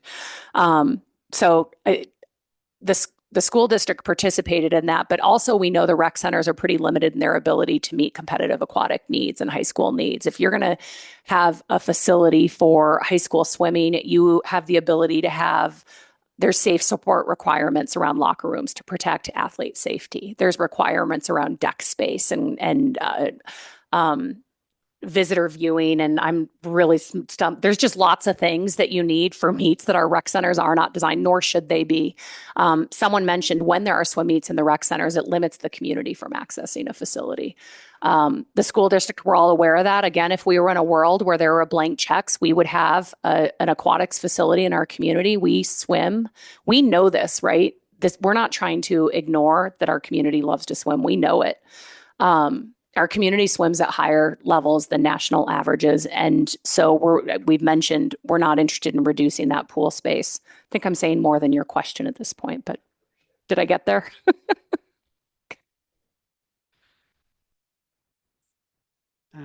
Any other questions? I have questions. Go ahead. Do you have anything? No, for now she's good. Go ahead. Okay. So I think some of the heartache that we hear from the South Boulder residents is that for years, way longer than I've been on this board, for years they've been hearing that South Boulder Rec Center has been, in an urgent crisis situation. And for this body to then send essentially 53 million to bring East Boulder up to energy codes and ADA issues, I think that's where the tension is created in the community. And justifiably so, because 53 million is a lot of money to bring a building up to code, not to add any programmatic enhancements. So I think that's where the heartache is. And I think we just need to be honest that when you're putting, an extraordinary amount of money, which is important towards the East Boulder Rec Center, I think we absolutely need to do whatever we need to do to take care of it. But it's still a lot of money, and we're in an economically constrained environment, as everyone here knows. So that is the tension that we're dealing with, especially since we keep hearing that South Boulder Rec Center is end of life. So I think what I would like to see is, or maybe it's more of a question, is you mentioned earlier that, we're trying to do everything. We're trying to understand what our design options are. We have several designing scenarios that are being considered on the East for East Boulder Rec Center. But I haven't any insight or line of sight on what we're doing for South, because, up until just a few months ago when we invested in the South Boulder Rec Center, we haven't heard, since I've been on this board, about any design plans for South Boulder Rec Center. So I would like, if we could, before we get to that April 1 study session or whatever that date's going to be, do we have anything on the table in terms of, is the architecture, is Perkins and Will preparing a concept design for potentially keeping the pool in place, putting engineering some solutions between the water of Veely Lake and the existing location of the pool? And if so, what would that cost? Because if you're doing all of these design scenarios for East so that we can understand what to choose from and what's the best way to use taxpayer dollars, I think it's only fair and equitable to do the same thing for South. And so far, the only thing I've seen is that the needs assessment says conclusory, we have to tear it down. We can't renovate it. I don't think that's a fair conclusion, because to date, I've seen no engineering decisions that conclude that. All we're doing, even in the FAQ, is concluding that it's a tear down. There's nothing backing that up. There's no quantifiable design solutions that are out there with cost estimates to tell us, absolutely, it is not worth redesigning or trying to fix the existing footprint and potentially expanding it. So what I would ask to make the April session actually meaningful, I would say if staff could at least put one design scenario into that consideration for South Boulder, where we're not talking about a complete tear down, but help us understand how we could possibly retain the existing footprint using brilliant engineers to tell us how we can keep the water infiltration and water table issues from further damaging the existing pool footprint. What would that cost us? Because that's just sort of common sense. When you walk into South Boulder Rec Center and you walk into North and you walk into East, pretty much nothing looks like it's falling down in South. I go there every day to swim, almost every day. So if we could ask the staff to, whenever we do this study session, give us an idea of how much it would cost from the architecture firm's standpoint, give us a concept plan on renovating South, expanding it. Sure, there's ADA issues, totally agree with that, ADA issues. How do we redesign that entry? How do we push it out to the side where we have space? How do we potentially keep the footprint of the pool? How do we engineer some solutions to protect it from further issues? Just give us some understanding so we can compare, just like you're doing for East, which is important. I agree with that. We should have several design scenarios, but we need at least one other design scenario for South that tells us what would it cost to do just a renovation and not a full tear down. So that's what I would like to ask. I don't know if I have to make it in a motion, but I would like to see that happen. I'd love to respond to a few of the things that you shared there, Yvonne. First is I want to clarify, you said a couple of times in there 53 million just for an energy renovation, and that's not accurate. The But 53 that was what was said at multiple meetings. It's on the record. So maybe that's not true now, but it was. I'm struggling with you're seeing me think about my words because I feel like there's been a cherry picking of sentences or phrases. And what I hope we can move forward with is that the East project is both about meeting energy code and both about meeting recreation needs. And I'll flip then to South. And so, and it sounds like it wasn't clear what the PRAB will see in April are scenarios for the recreation system. And so just like we're developing scenarios for East, we are developing scenarios for South. You've not seen scenarios for East. You've heard about them. We've talked about them. And I understand hearing pieces of information and piecemeal has created some concern. You will see scenarios for South. I do not think that you will see a scenario that fixes the current pool. And I'll just share what I said again earlier tonight. And I think it's in your email now because you had asked that question. To make the current pool, to make it last, and Michelle is going to jump up if I say something wrong here, right? It requires a complete replacement within the next 10 years. We have bought time. I want to make sure that's the other point that is clear. South is not in imminent danger. We have spent millions of dollars to give us time. We recognize we're behind the curve. We want to plan. We've bought time so that we can thoughtfully plan for the next 50 years. To just fix the current pool will require us to meet code. There is code requirements around space from the water to the wall that we cannot meet in the existing shell without losing pool space and at an astronomical cost. We don't think it's a scenario that makes sense for the community because to the other comments around design and accessibility and supporting our community for the next 50 years, you're going to see scenarios that consider those four elements, not just community needs and recreation needs, but the cost of construction, the costs of operations, and their impact on energy.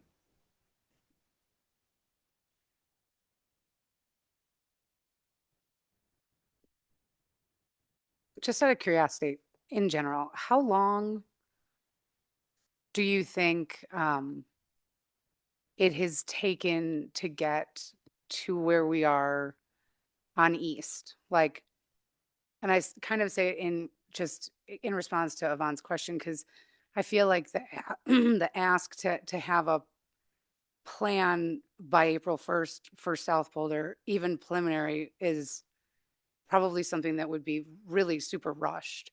So I just want to kind of make sure that from a timeline perspective, I understand how long it took to get to East and how long it might take to get to South. I really appreciate that question because that's a good clarification. You will not see architectural renderings for North and South in April because those projects are not within the scope of the Perkins and Will contract. It looks like Michelle has something helpful to say on it, so I'm going to let her do it.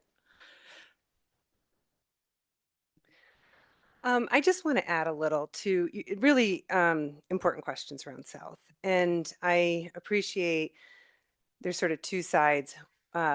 It's so helpful to see engineering in a complete report that helps really explain how decisions are made or when you come to even interim decisions around projects. And at the same time, we try to be efficient with how we're assessing.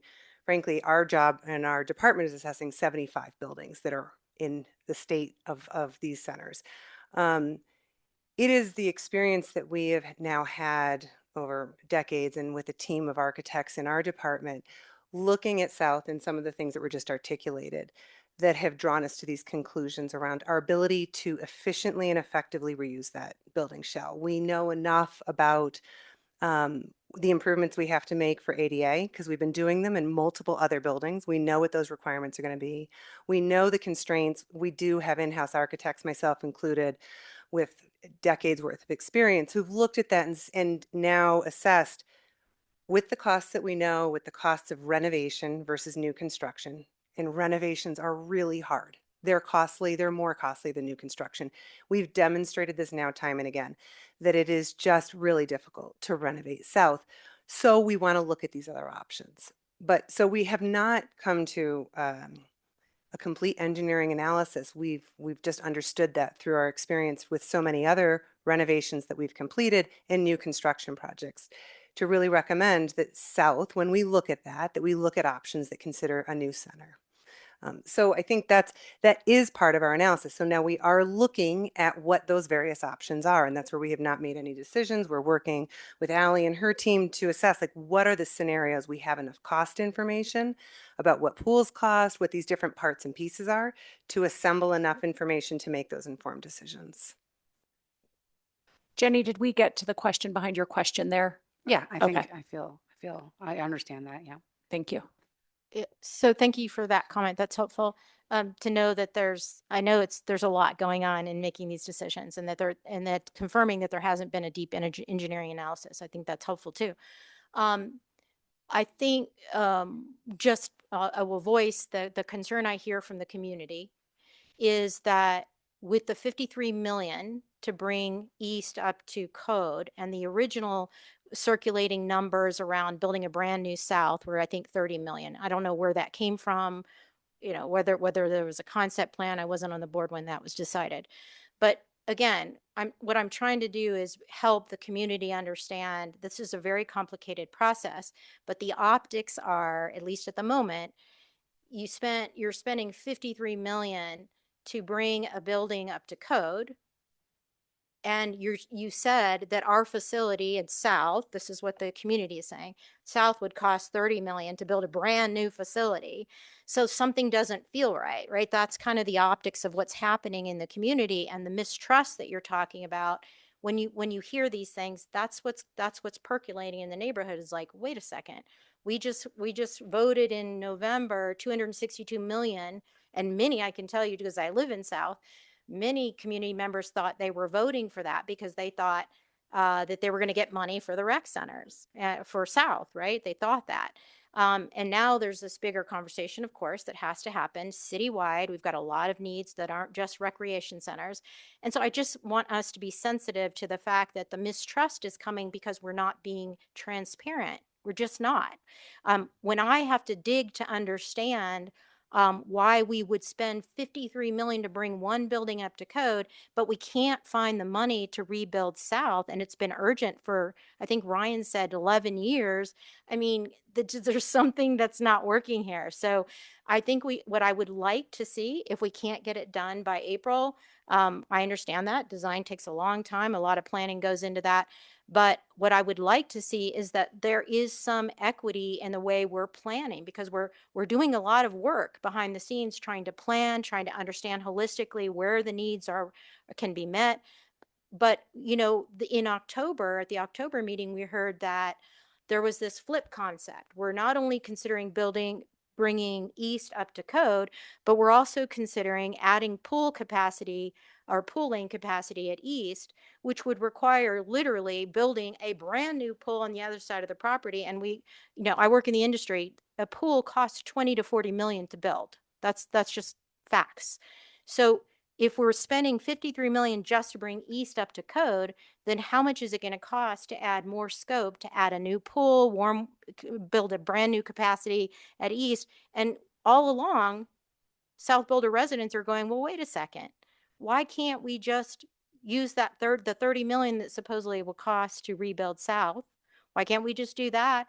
And while we're building a new pool, if we have to, because that's what the city's telling us, why can't we build new capacity into South? So there's just this disconnect, and that's what's creating the mistrust.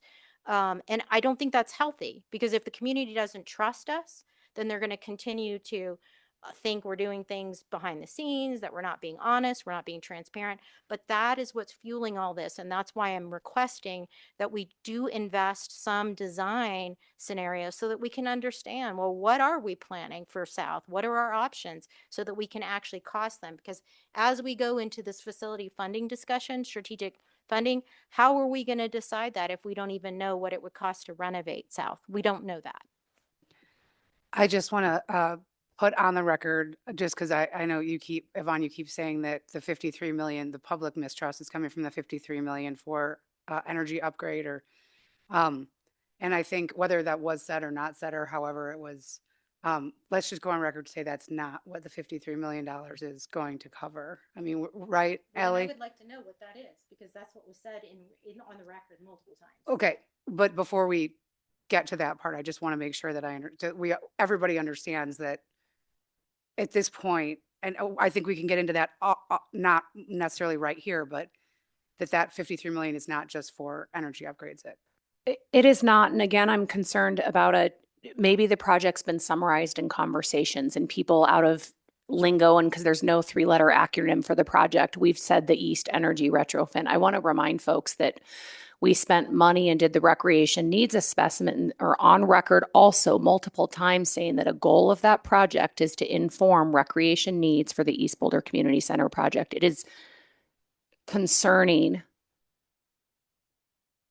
to hear that being perpetuated because it's not accurate. So can you tell us what the scope of the 53 million pays for? I cannot, because we're going to be bringing you scenarios so that you can help inform and give options, because we have options. And so there's not a decision. And so I cannot tell you the scope of what the 53 million is paying for. Well, you did say in your presentation that 10 million is for the initial construction. There's an initial design, phase that's going and to then a address second code phase. compliance and failing infrastructure in the 8 well ring. So that we know. So that's a good Correct. thing to know. So I think just even based on the packet tonight, and now that's public record, that we can let the public understand, so we can try to walk back some of the mistrust. I mean, a lot of it's in there tonight. So I mean, hopefully you can help share that, at least the beginning of that conversation with the community. And I'm sure we can as well, just so they understand that we do have a $53 million budget for it, but it is not, we have some idea of where it's going at this point, and then we'll learn more in April. So I kind of want to make sure that we move on from that particular topic, because that was discussed in the slides, and we'll hear more about it in April. So I want to get across, but also I know that Kira had a comment. Just wanted to say that I agree. I think based on the presentation, we learned that that the money for East is going to address critical building infrastructure. And I think that we all agree that that's, there's a critical need at that center. So again, when it comes to transparency with the community, I love the FAQs. I think that those really did a good job of trying to explain what are the different needs across the different recreation centers. So I guess just a couple questions. In creating the FAQs, they're amazing. Is there a way that we could do this even more like preemptively as we're getting to like thorny topics or issues? So if we had these FAQs available, maybe even like a couple of months ago, I could see that helping to, guide these conversations with the community. And then my other question is, are there any plans to update these FAQs as we go along? And then what is sort of like that communication mechanism to let everyone know that new questions have been added or responses have been edited, so that we can continue this, really addressing all of those core questions that the community has, which in my opinion, reading through the FAQ, it was very simple, to the point, clear, concise, and helped dispel any rumors around these recreation projects. Thank you for that. So FAQs are a tool we use. It typically is when engagement has begun and we start hearing the frequently asked questions, right? And I mean, in an ideal world, we would be able to predict those, but maybe that's where we could be better. I'll just note, we have had FAQs for this project since the fall of 2024. I think they've been updated 3 different times. This most recent round of updates, Scott and the team have been listening carefully to public comment. They've been reading the emails carefully, and they've collated the frequently asked questions from those engagements with the community. And also we've gotten input from some board members that we've also tried to address. We've been hearing your comments and reading your emails. And I think some of the FAQs answer questions we've heard from you all. So I appreciate, I want to go back to something Yvonne said about just the transparency, is I do think, we've been quiet for a while since October in the recreation needs assessment, as we're trying to come up with scenarios that are feasible and that we can come up with. I'm hearing really, and Yvonne shared it in her comments, like there's really a sense of urgency around answers and decisions now. And we're not going to have them until really November, right? We're on a months-long process and conversation around, but it is our intention to answer the South question this year. We've also been on the record saying that since the fall of 2024. And so I understand folks are getting antsy, and especially as we start talking about scenarios. Again, I mentioned earlier, there's worry, there's concern, but I think we're on the record multiple times and for a very long time saying that we would be answering this question this year.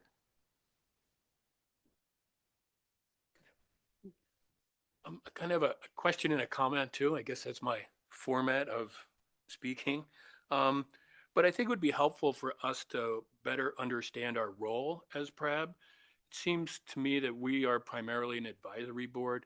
We have very limited authority to ask you to do any particular thing, is my understanding.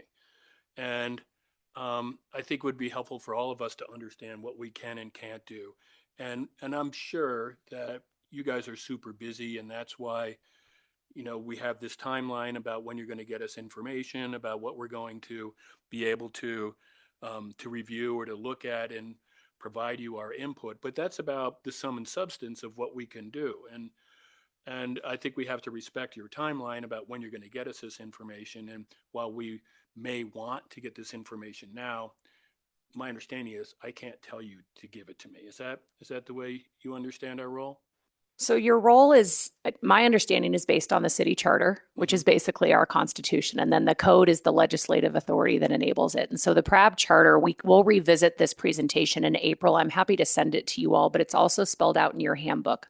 So you have several functions that are shall, meaning you are required. You shall approve expenditures from the Permanent Parks and Recreation Fund. You shall approve the disposal of parkland. Everything else is aligned with other advisory boards in the city, and they are mays. You may be consulted by the department on matters performing to the PRAB. And I want to not minimize that. Your input, your advice, we bring you topics where we want you to help us make the work better, right? We're doing that with this project. The PRAB may request information of staff, and where it aligns with your role, where it aligns with the project, where it aligns with our capacity, we almost always can. Sometimes we cannot. And I just wanted to mention also, I think it's a big win that we did get extra life out of South Boulder Rec based on the work of the staff and the passion from the community. So now that we're not in a position where it is, I mean, we know that it's end of life, but it's end of life with some time so people can continue to utilize what is a very valuable community resource. So I just wanted to kind of acknowledge that win in this conversation also. Yeah, I agree with that. I think that's the first time I've heard today that the 2 million invested in South takes it off the urgency list. And I think that's helpful for the community to know, because I think the community has been saying, wait a second, we're like the most urgent facility out of all rec centers, and we're moving forward with 53 million on East. I mean, so anyway, it's just there's this disconnect, but I agree with you. That's good to know. I think I appreciate Michael's question about our role, because I think that's important to know. But I will say that, I didn't sign up to serve on this board as an advisor to make recommendations or rubber stamp anything. I view my role as I'm here to speak for the people of Boulder, not just South, but the people of Boulder. And we've heard multiple times in all of the outreach that we did last year that not just North and not just East, but the entire Boulder community wants pools. And they all want, and what happens at South, if closures or whatever ends up impacting the other rec centers. So I think all of us as a community recognize the importance of all three centers. Where it's gotten challenging is that we hear, and I think one speaker said this, I think it might have been Chrissy, I can't remember. Somebody said that we're making policy decisions by not prioritizing a pool at South. I don't know if those were her exact words, but she was saying essentially like, The indecision or the decision to say we're not going to promise a pool at South is a decision to the community. And that falls really hard when you think about what they've been telling us for the last year and in all the needs assessments that were conducted. Everybody says we want more pools. Yet what we continue to debate for some reason is, well, we may not be able to do a pool. We might be able to build this big Olympic size competitive pool somewhere in or Northeast Boulder. That's what the rumor. I don't know if that's true, but like there's just all of this information going on where at least the South Boulder residents are just saying something doesn't feel right. Like we've told you in multiple outreach meetings that we need a pool. We want the core services at South, just like we have had for 50 years. So if we can't make a policy decision and say, yes, we're going to do a pool, now let's figure out what we're going to do, then that's a decision that we're making. We're deciding that it's not a priority at South by not prioritizing that as an element of South, no matter what we do. I've got a few. First of all, I want to ask, and I have an answer to this. I think I have the correct answer, but I'm going to ask anyway. Where did the $30 million for a new SPRC facility come from? I was thinking that maybe it's taking $1,000 a square foot times 30,000 square feet. We don't think that's a real number. I don't remember. That doesn't mean it hasn't been said or guessed somewhere. I think it came from Scott at a meeting maybe in October when you said, oh, well, you know, the new rec facility in Fort Collins cost about $30 million. Scott Schuttenberg, Deputy Director. I will say the number that I had quoted back in October was 80 million for the facility in Fort Collins. Okay. Okay, so I want to ask my colleagues to stop using that number. Somebody said it as a rough estimate. Yeah. It is based in nothing.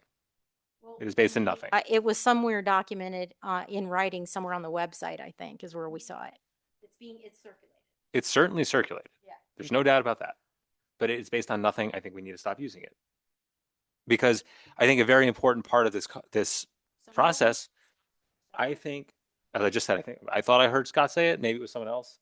But it was not said in a way that was like, we've done an estimate and this is the cost. It was a back of the napkin mental quick calculation to give us a number to help the discussion move forward. It was not based on engineering. It was not based on architecture. It's based on ephemera. Okay.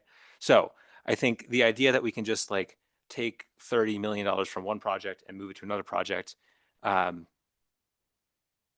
is just a conversation we're having without actual facts. And I think we need to ground this conversation in facts as much as we possibly can. And that includes the facts of the process, which includes the timeline, which we have, as Ali said earlier, we've always said we're going to make a decision this year. Okay. So if the community, and I agree, Yvonne and everyone, like we have heard a lot, they are anxious, they love this facility, the kids love this facility. I love this facility. You use this facility, right? Like we all love it. We all want a decision. We can't rush government. And it's our role, you know, you said you see our role as speaking for the people. I see our role as speaking between the people and the government. I think it's our role to understand the processes better. I think we all do. And I really want to ask all of us to use our expertise and not to pick and choose numbers. And when we hear something that we know is an estimate, not to throw it around in the meeting. You just said a new pool would cost $30 million. You said it a minute ago. No, not a new pool, a new rec center, a new rec center. Yes, I said because that is Yvonne, I'm going to somewhat finish. cited. A new pool. You just said a minute ago you thought a new pool would cost $30 million. And 20 to 40 million. That's what I said. 20 to 40. Okay. We heard it from staff just a couple of meetings ago that number is grossly inflated. So I think when staff tells us something is grossly inflated, it's incumbent upon all of us to hear that and to use those numbers and not to use things we're making up. Okay. Because this has become very charged. And I think it's something that we need to have a role in calming things down so that the process can go forward and hopefully so that we can have cooperation from the South Boulder community in getting the rest of the city in line. So that's what has to happen here. my role is not to get South Boulder community in line. That is not my role. My role is to hear what they have to say through the needs assessments that we've done, the outreach. My role is to read transcripts of past meetings, listen to meetings, which I've done more than you can count hours, how I've gone back, listened to meetings, transcribed meetings. And the 30 million, I can't remember where it came from, but that was not something that I created.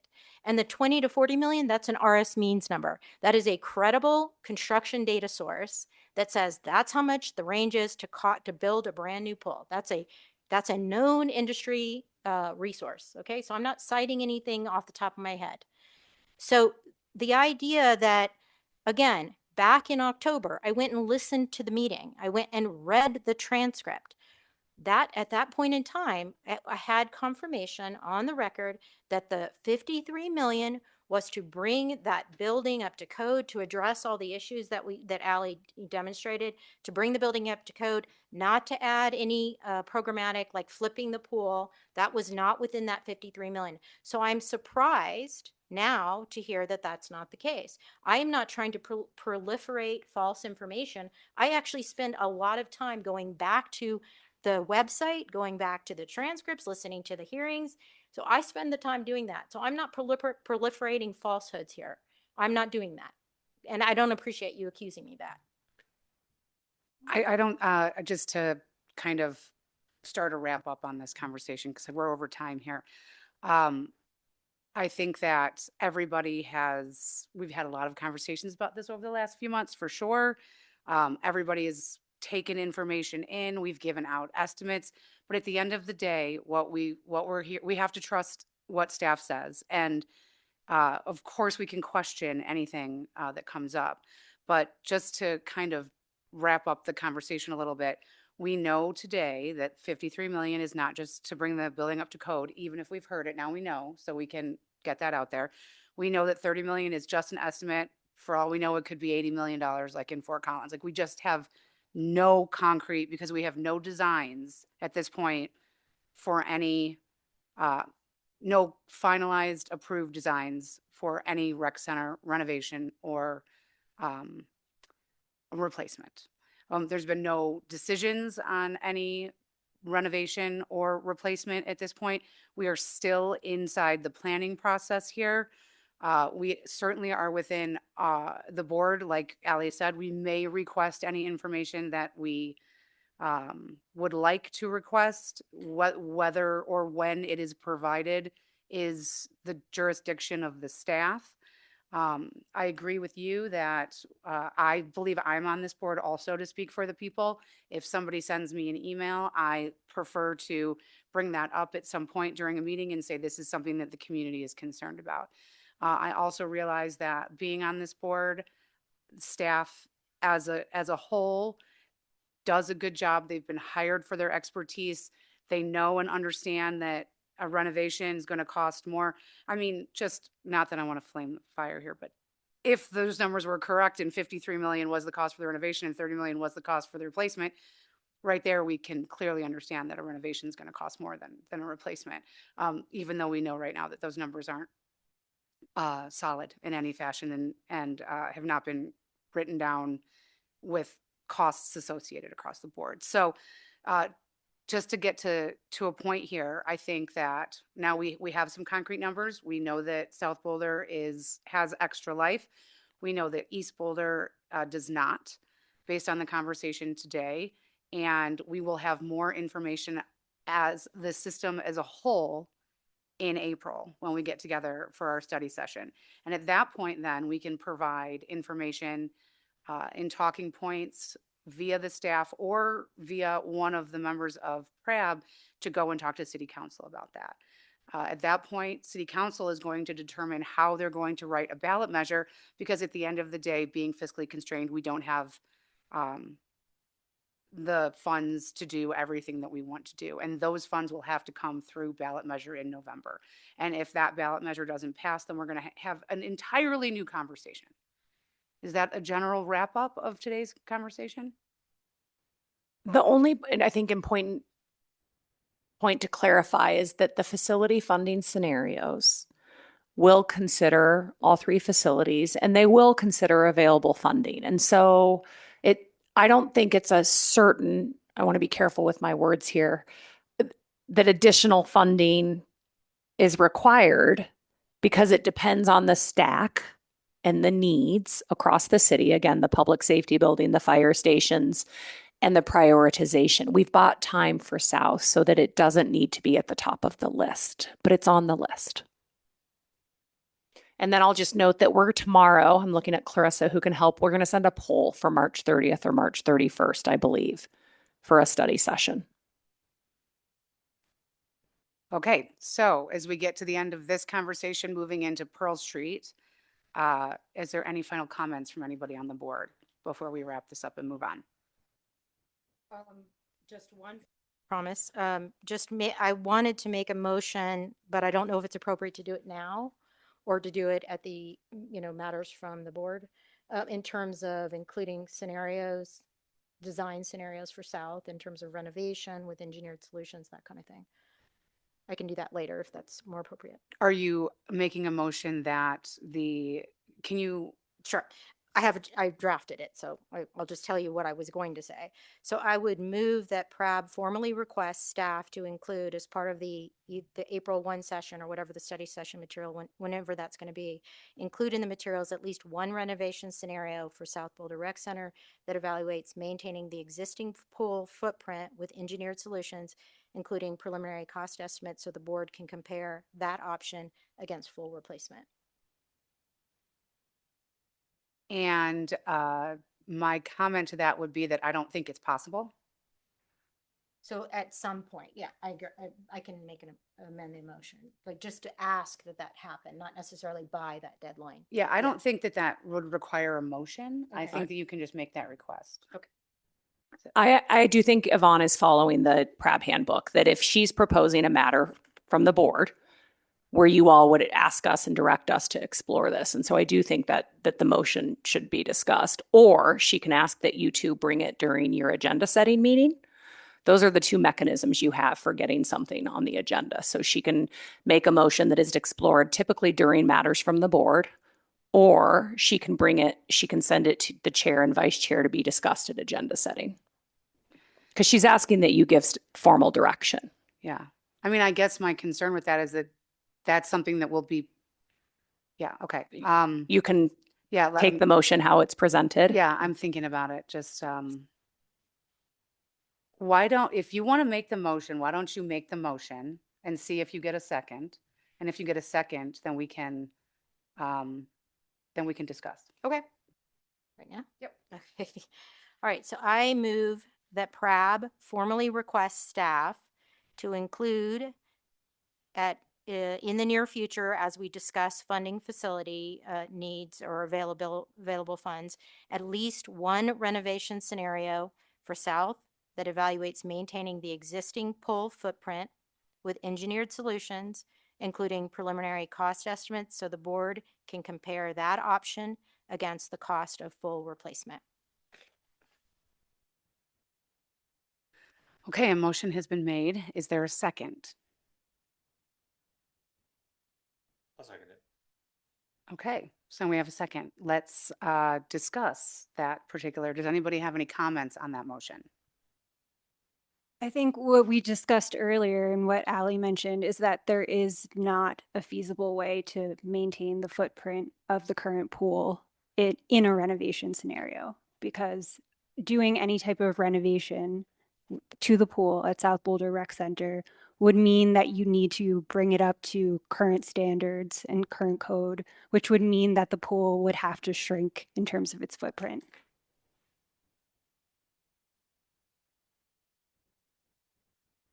Ali, could an estimate like this be prepared by our staff architects, or would we need a new contract for design? So to do this work, I'm looking to Michelle a little bit, because what I heard her say earlier is that this is what so based on everything we know, all of the experience, all the documents we've done, to do a renovation in place would be incredibly expensive and result in a smaller pool. So the ask is that we spend money to legitimate that claim by our chief architect. So I would ask the architect, could I ask you a question? Yeah. So can you clarify, are you saying that you all have already conceptually tried to figure out the architectural solutions, engineering solutions that would keep the basic footprint of the pool?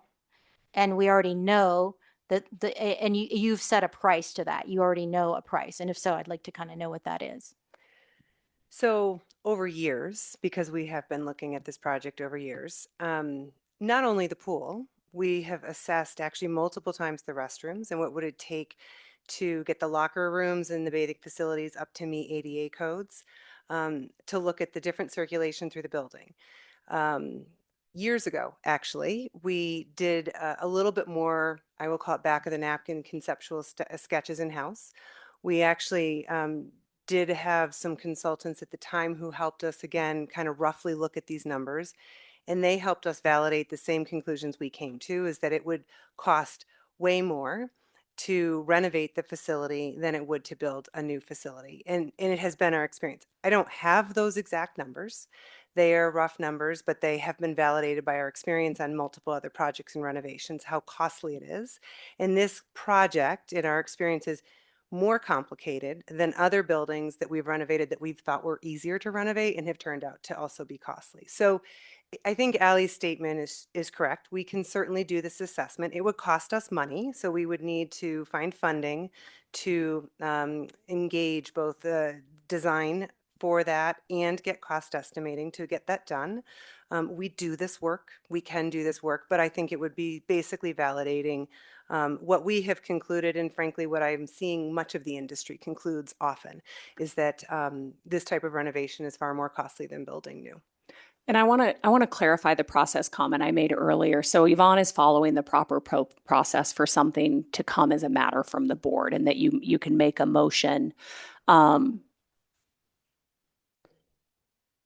It still is in the advisory nature of the role. And so our response could be, we're not going to invest taxpayer dollars in that way because of the work that has been done. And so I just offer that as information as you consider this request. Yeah, I'd also, I would oppose the motion because I don't think it's within our authority to direct or the Parks and Rec Board to do anything of this sort. If you look at the charter and if you look at Chapter 231, we just don't have the authority to make this request of you. And it says may, as you pointed out, and there's some things that say shall, and this one is a may thing. And it's meaningless. A formal request is meaningless in the concept of if you put it against the charter and you put it against Chapter 2-3-1. And so I think I would rather do something that that we can agree upon with the staff when they have time to do this. And I understand something is coming, and so we can wait for that, as opposed to doing a task or making a motion that essentially has no meaning. Thank you. Any other comments before a vote? Okay, so we have the motion on the table. We have a second on the motion. We've had discussion. All those in favor of the motion, say aye. All those against say nay. Nay. So I don't think, do we need a roll call vote for that? Okay, so 4 against, 1 for. And more information to come in April.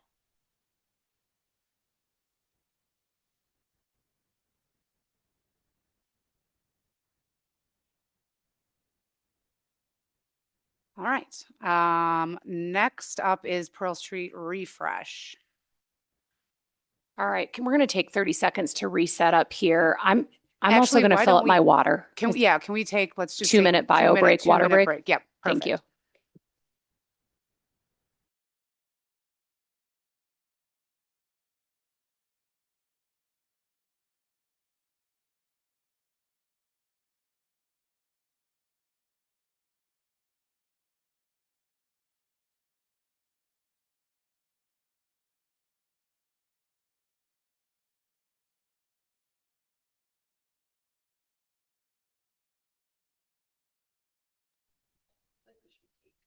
All right, folks, as you get seated, you've met Shihomi before, but I just want to introduce our senior landscape architect, Shihomi Kiragawa. You know her as the lead on several of our critical projects, and she's here to kick us off tonight.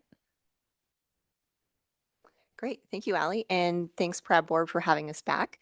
I am here to kick off Pearl Street Refresh project.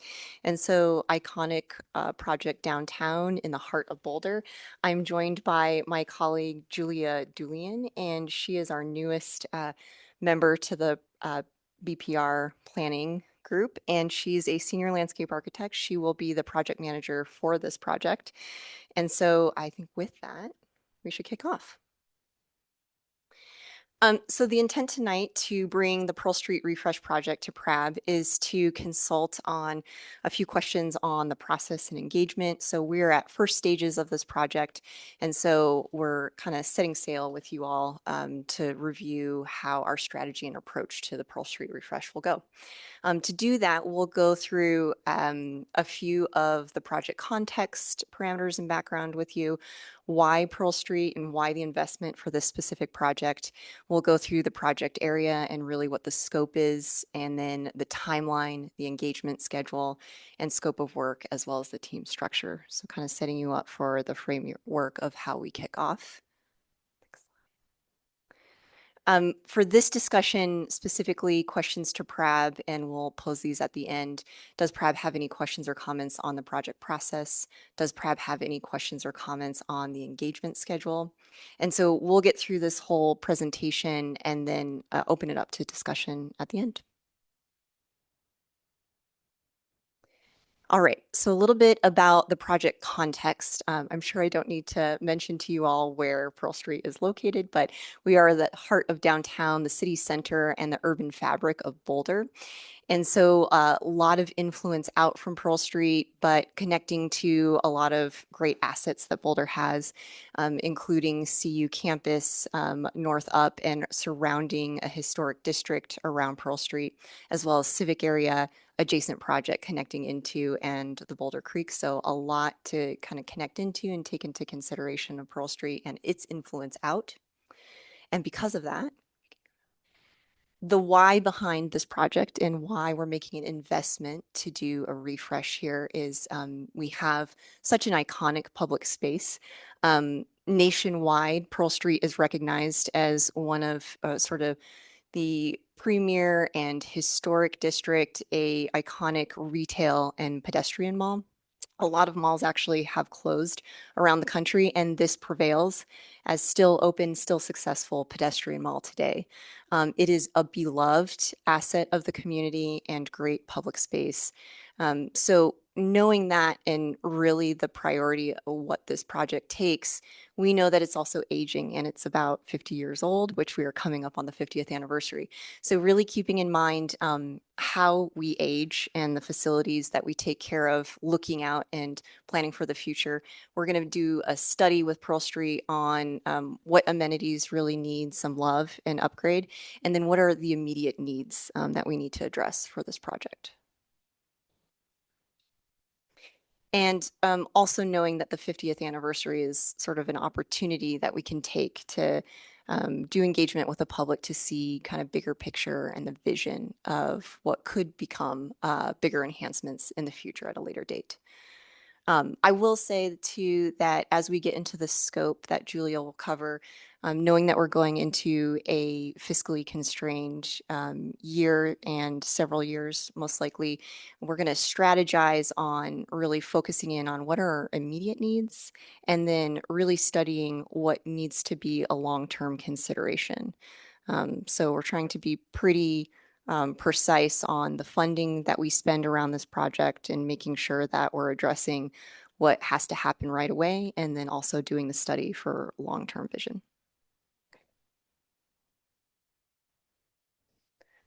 It's so nice to meet you all. Happy to be here. So we looked at the context area, but we do want to make clear that this project is focused on the pedestrian mall. The bricks, as it's commonly known, going from 11th Street to 15th Street, 4 blocks. So it is a short project. However, there are many tasks involved and they relate together. So this project will be occurring in 2026 and 2027, and there are 5 tasks. I'll go into more detail of those tasks, but at a high level, we are taking the opportunity of the 50th anniversary to get a lot of improvements done, priority improvements, as well as maintenance. And then we'll be celebrating the 50th anniversary with temporary pop-up installations. But they're not just frivolous pop-up installations. They will have an intended purpose to pilot ideas. The Wildwoods Nature Area is a great example of a successful pop-up that has piloted an idea in the city. And we will use those pop-ups to have an engagement window to ask the community what they'd like to see long-term on Pearl Street. We will also be having an existing conditions assessment, looking at the existing infrastructure of Pearl Street. And we'll take the feedback from the engagement windows and the existing conditions assessment, feed that into a concept design. With that concept design, we can start to fundraise and strategize what would a phase 2 actually look like. So that would be the long-term improvements on Pearl Street. Speaking to the engagement schedule, we want to make clear that Downtown Boulder Partnership is leading programming on Pearl Street and any engagement related to programming. So they will be leading the 50th anniversary events. We will be leading CIP engagement. So that includes a kickoff in form on this project, building a foundation of knowledge. So looking at all of the past engagement that has occurred on Pearl Street, downtown, previous plans, history, and using that to provide the foundation of what exactly are we asking the community in engagement window 1. And we are working directly with Downtown Boulder Partnership on this project. We're coordinating with them on every step of the way to feedback loop on both programming and physical improvements. And we'll take all of that into, again, the concept design. In engagement window 2, what we heard, bringing back the concept design to community, is really dependent on phase 2, and that is a TBD at this moment. Okay, so to go a little bit into more detail on each task, the first task, pretty simple, improvements, maintenance. What can we get done in the next year, basically up until Sundance, and then what can we do to refresh right before the 50th anniversary? But we can give you some examples. So cleaning and painting park assets, refresh of the gardens and planters, some of the park infrastructure needs maintenance, restroom attendant and cleaning, and then safety improvements. We're working directly with our police and fire departments and urban rangers on what sort of safety improvements we need to see before these big events. The pop-ups, okay, so these are fun. They're temporary, inexpensive installations that can quickly activate an urban area. And these will be physical pop-ups, kind of like what you see in these pictures. These pictures actually do a great job of showing what we might like to see in an urban area. And so these are areas for gathering, playing, socializing, and we can really test out ideas of activating certain areas of Pearl Street, but also hold those engagement windows and support the events of the 50th anniversary. Existing conditions assessment. So we are hiring a consultant for this one. That's MIG, and they will provide an existing infrastructure conditions assessment. So it's really important to note that there is underground utilities, aging infrastructure that we really need to study, and as well as historical infrastructure, the policies surrounding Pearl Street. So we'll look at all of that and get some recommendations for long-term improvements, how much they might cost, and how they could be phased. Again, we'll take feedback from the existing conditions assessment, from the community. We'll be talking to subject matter experts at the city and feed that into a concept design. And then lastly, there's the planning and fundraising for phase 2. We just want to make clear that there is no current funding for phase 2 or for long-term improvements, but we're working towards seeing what we actually need on Pearl Street. mentioned subject matter experts. There's a long list of them here. We also have a great team of executive sponsors, our consultant team, and then the core team is Parks and Rec, a PRAB project liaison, city manager's office, facilities, and then we are working directly with Downtown Boulder Partnership. So that's our summary of the project. These are our questions again. Does PRAB have any questions or comments on the project process? And do you have any questions about the engagement schedule? Thank you. Thank you for that, Julia. Madam Chair, before you facilitate the conversation, I just want to add something in the context of our conversation earlier today about both capital and operating infrastructure. So the primary source of income for our operating budget is sales tax. And Pearl Street is one of the major economic engines in our community. And so this is seen as an upstream investment. We know downtown, we see lots of visitation from community members and from folks around, but office occupancy is down, and really we're trying to maintain the vibrancy of Pearl Street. It's also one of the key community hubs. If we think about Bands on the Brick and the holiday parade and other things that happen, having a strong downtown makes the whole city stronger. And I know there's questions in times of the recreation center infrastructure, why do anything else? And really this is an upstream investment to help drive sales tax revenue. Thank you, Allie. Thank you for the presentation. That was great. I will turn it to the board for questions or comments. Go ahead, Mike. Does the Downtown Boulder Partnership, do they work with restaurants and some of the persons or retail outlets on the mall? Yes, they do work with restaurants and businesses, and they also have a committee that helps with their engagement and programming on the mall. Because I know, at least I've heard, and I've spoken to some people who are familiar with the restaurants have an association that is working with Sundance in order to optimize what kind of services they can provide. Is that something that we're doing also, or is that just the Downtown Boulder Partnership? Yeah, I think Sundance is a great opportunity, and certainly DBP or Downtown Boulder Partnership is working closely to coordinate Sundance as they're sort of arriving and will be a huge presence on Pearl Street January 2027. We are also looking to definitely coordinate where needed with Sundance as well. So we're sort of tightly aligned with DBP on those efforts and anything that should arise for Sundance. Cool, thanks. And we are not working specifically directly with businesses. We would go to Downtown Boulder Partnership to be a liaison to them. Thank you. To colloquy on that a little, could you give a little explanation to the board as to how the city and Downtown Boulder Partnership are affiliated and how they work together? Sure thing. So Downtown Boulder Partnership operates in a few ways. So much of the downtown falls within the Central Area General Improvement District. Downtown Boulder is the entity that manages the Business Improvement District, and so they get funding for the operations and upkeep of downtown. We partner with them closely on operations. This is one of our shining examples of an effective partnership. So we do maintenance on the mall, our incredible park team of master gardeners and others.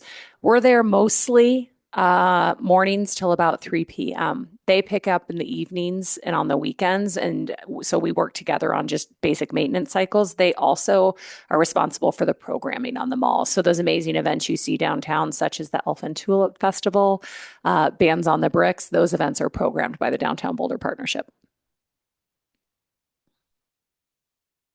Thank you. Okay, comments? Kira? So I love the idea of, testing and learning, putting something out there, seeing how people engage with that, to be able to move forward, especially in a cost-effective way. I was wondering if you could just talk a little bit about what are some of those ideas that you can test with a pop-up installation, and what are some of those ideas that it doesn't really make sense to have a pop-up installation, so you need to understand community feedback in other ways.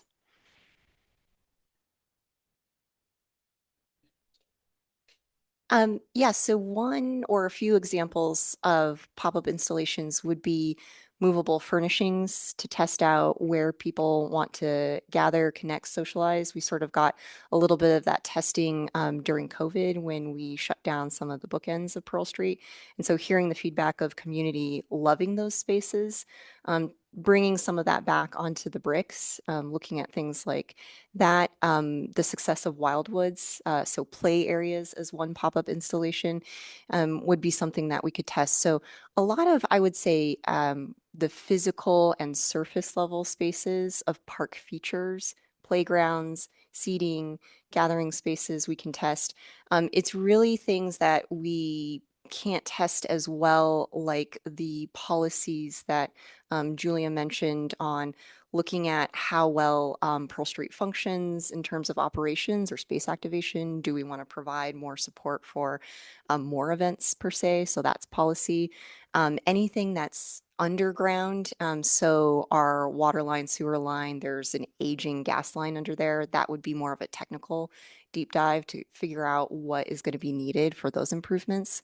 So I think I answered some of your question. I hope that was helpful. Definitely. Okay. And I think it's such a great way to visibly get everyone involved. You can talk about different plans, but when someone walks down Pearl Street and sees something, they're going to react. They're going to know that we're working on something. They're going to have opinions. They're going to share it. So I think it's just a great way to engage the community.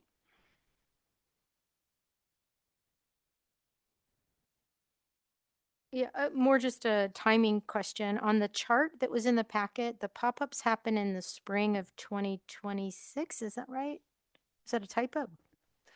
We're going to be designing them this year. Oh, that's just And kind designing of the working on pop-ups. them so that they're happening in that way, that we are starting to work on them and think about them and plan them. Yeah. Okay, because I was confused about timing because I think you said the concept designs were being developed later. I think it said study long-term improvements spring and winter of 26. I was confused on timing, but never mind. Thank you. Can I clarify too on the concepts? So the pop-ups are going to be these quick, fast installations that we test. So we're piloting ideas. That engagement, we'll get engagement from the community on how they like those ideas. Those will feed, the feedback will then get input into the concepts. Yeah. Okay. Bernie, did you have a comment? Yep. This may go beyond parks a little bit, and you can say so if that's the case, but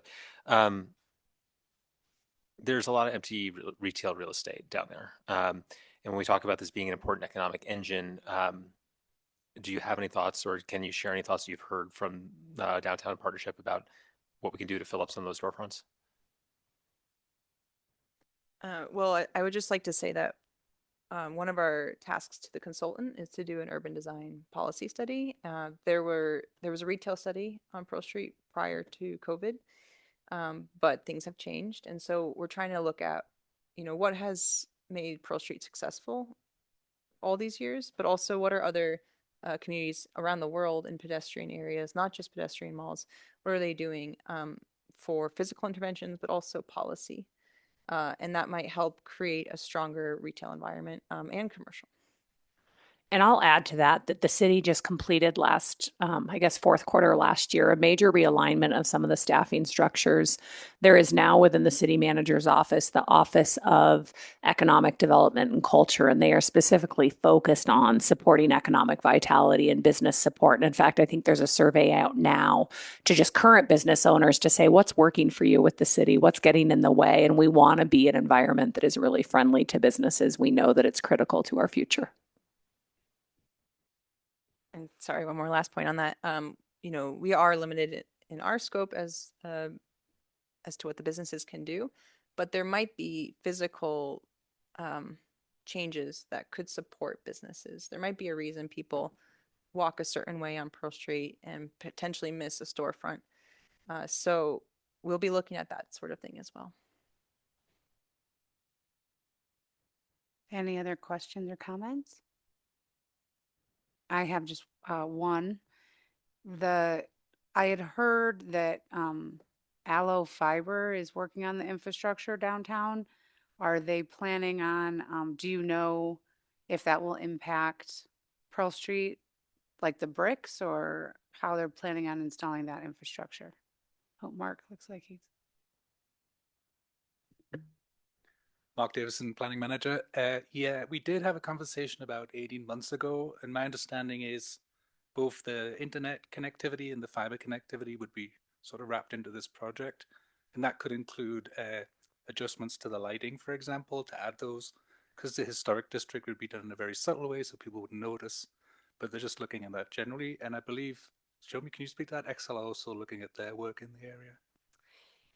Yeah, so working with Excel and then also our climate initiatives department, I mentioned the aging gas line that runs actually down the middle of Pearl Street Mall on the bricks. And so Excel is doing a study of what can they do to upgrade gas and electrical for the businesses around Pearl. And so we will wrap up our coordination with Excel. So if they update the gas line through the middle, or if they choose to electrify on the back sides outside of Pearl, we're coordinating with them as well on those improvements. And those would be paid for by those companies? Correct, yes. Great. Okay, any other questions or comments or feedback on the refresh? No? Thank you, ladies, for a wonderful presentation. It's exciting. Congratulations to Julia on her first flight with the Prab. Well done. Thank you. Great job. It's a big milestone. Yes. I hope Ladies, we thank didn't you so scare much. you too badly there. Okay, good. Okay. All right, so we've finished our number 7 matters from the department. Now we're moving on to matters from the board. First item on this in this section is approval of revised PRAB meeting dates. Yeah, these were the dates discussed in your January meeting. We're just putting them in writing so that we can affirm and adjust all of this. This allows for being the 4th Monday of the month is delightful, except for when it impacts all of the holidays mentioned there. So these are the dates and we're confirming that with you. Did anybody have any questions about the dates that we decided on in the last meeting? I know you weren't there for that. You're good. Okay. All right. And so the only date that we have to decide now is the study session, which will be coming out via poll. Yes, we'll send a poll tomorrow. Okay. All right. Great. Next on in this section is public comment procedural update. Yeah, so staff prepared this item on your request. There's been regular requests from one of our public commenters to review our procedures to make sure they're more consistent with other boards. And so I'll call out Clarissa again here. She did some great work and are proposing some revisions to procedure to align with other boards and city council. The first is just to clarify that yes, advanced sign up is helpful. And I'll call it out. This is because of the hybrid nature. Some of our boards have 2 people doing what Clarissa did tonight, managing the Zoom, managing this room, managing the things. It's just when people sign up in advance, it's a little bit easier. And we'll still allow sign up if people show up at the meeting. Clarissa facilitated that flawlessly tonight. And then the other one is that if you were to limit public comment to 45 minutes of your meeting. And so tonight we had 15 speakers, 3 minutes a person. It worked out flawlessly. Should there be 16, you would have the authority to revise to 2 minutes a person or up to keep it at 45 minutes of your meeting. And then really the intent of this is so that you can also deliver on the business of the meeting in any given night. And this is in line with city council policies for the public comment. Any comments or questions on that topic? And does that match the other charter required boards and commissions as well? This is one where it's still mixed with the boards and commissions. So I don't know if, I guess Jenny and Bernie would be the only ones that would remember about 1.5 years ago, there was a boards and commissions project that the clerk's office is leading to make things more consistent across the boards. The 45-minute timeline is more inconsistent across the boards. Okay. What do other boards do? Can I look to you, Clarissa? They don't have a limit. Some of them are virtual only, and they all have either 2 or 3 minutes as the individual limit, but no overall time limit. Okay. I have a question. Yes. Or just I'm a little concerned that if we limit public participation, doesn't seem to be I hate to be pounding this horse tonight, but may not be in compliance with the city charter. If you look at, 231, where boards are supposed to provide a means for public participation, and provide an opportunity for public comment at the meeting. And specifically, I'm looking at paragraph 5 and paragraph 7. I just don't, if other boards are not limiting public participation, I understand in the past, maybe at the reservoir, there have been some extraordinarily long meetings. But just my experience in the last year, we've been able to deal with it pretty readily. And so without a dire need to limit public participation, I think it's been working so far okay.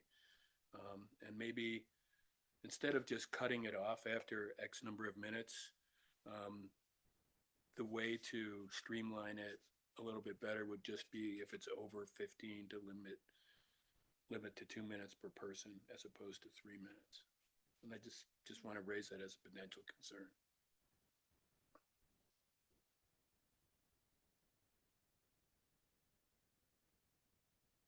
Maybe I was confused. There's two parts to what's being proposed, but first I do want to call out, and I wasn't quick enough to pull out the specific part in the charter. There's also charter language that allows the PRAB to set rules to facilitate the conduct of its meeting. So there's a both and there. It's not a prohibited. You are allowed, and that's why the handbook always has had guidelines around public comment. And we did consult the city attorney's office on this. Happy to follow up with them to confirm. I appreciate that concern. The other thing I'll call out is if there's a public hearing on an item for which you're taking formal action, public comment is not limited in that situation. So when you're taking formal action to approve the CIP, to approve perm parks, or if there were ever to be a park disposal, public hearings do not have limited. So the proposal is that it's 45 minutes of the meeting, which would be 15 speakers at 3 minutes apiece, or if you had up to, is it 22, at 2 minutes apiece. So with Mike's comment, this is something that, do we need to vote or do we just decide? Are we making the decision? Or we're just updating it? Because We're talking about a revision to your handbook, which is where you have outlined the natures by which you conduct business. And so it's not a roll call vote, it's a discussion, and then you all determine how you'd like to act. We would update the handbook and you would finalize it. Okay, so with that in mind, Mike has made his thoughts clear that he thinks that we should be able to have as many people as would like to participate. Does anybody else have a strong response to that or comment or anything? Can we all agree that if it's over 15 people, that we would reduce the time to 2 minutes? And allow unlimited time? So if we had... We could just take the two issues separately, right? One is cutting it off at 45 minutes, and the other is if there's over 15 people, reducing the time to 2 minutes. That would still only give us 22 speakers, so we'd still be limiting the people. I guess we can think about it as two separate issues. I mean, we could make the time unlimited and reduce the time to 2 minutes, and see if we ever end up going over 45 minutes. Like we could start there. If it's over 15 people, reduce it to 2 minutes each. And then see if we end up having any meetings where the total time is over 45 minutes. Not to further complicate. If we are also Can you put the microphone just for this? If part of this is also getting rid of signups, then we won't necessarily know if we have 15 or 16 or 30 people. Are we making any changes to signups? That was part of it. Yeah, it's like, what wasn't part of this getting rid of early sign up? It's clarifying that it's preferred, and just like Clarissa facilitated tonight, if there's anyone here that would also like to comment, they would have the opportunity. Ali, can you give us examples of times where there's been more than 45 minutes of public comment? Because like Michael said, I don't remember that happening. I'd have to go back and I think Mike's assessment is accurate in that it's pretty rare. I think that if there's more than 15 speakers, going to 2 minutes is probably something that might come up more frequently. I'd have to go back through the records. I struggle Because a little even bit. in some of the harder, you mentioned there was some controversy around the restaurant license at the Reservoir in 2021. The long public comment was actually at the liquor license hearing, not here at PRAB.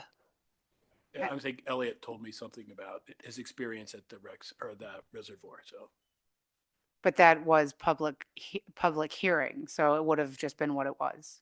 Yeah. I struggle a little bit with 2 minutes because if we decide that like moment of and people come with 3 minutes prepared, that's, that'll be very difficult I mean, accessibility, some people need to read and you might make people a little, if you're just decreasing time, I don't know. Is this, I mean, I feel like this requires maybe a little bit more thought since everybody has a little bit of a different opinion on it. I mean, I'm in favor of just following what city council does. And so I like the suggestion that's on the table.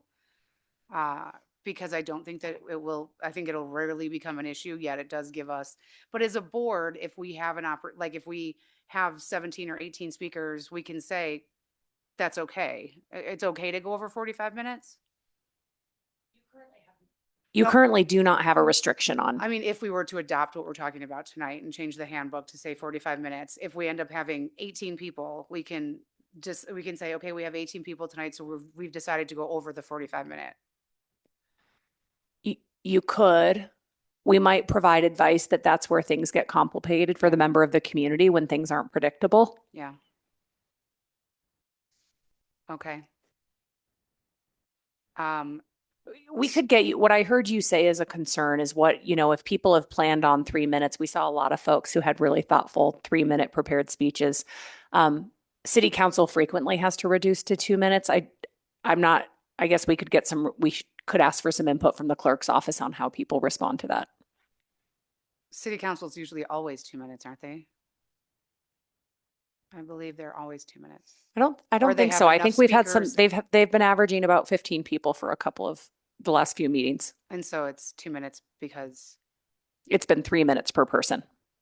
So the 3 minutes per person up to 15 people is modeled after what city council currently does. If they get more than 15 people interested, they will reduce it to 2 minutes, I believe. Clarissa, is this accurate? Yeah. Correct. Okay. Do you have any input, Clarissa, on how people responded to getting cut from 3 minutes to 2 minutes? Oh, I haven't actually experienced the 3-minute to 2-minute cut. But if you're asking for my personal opinion, I do like an overall limit. I think that would help structure your meetings going forward. So then it doesn't last over an hour and take up the majority of your meeting.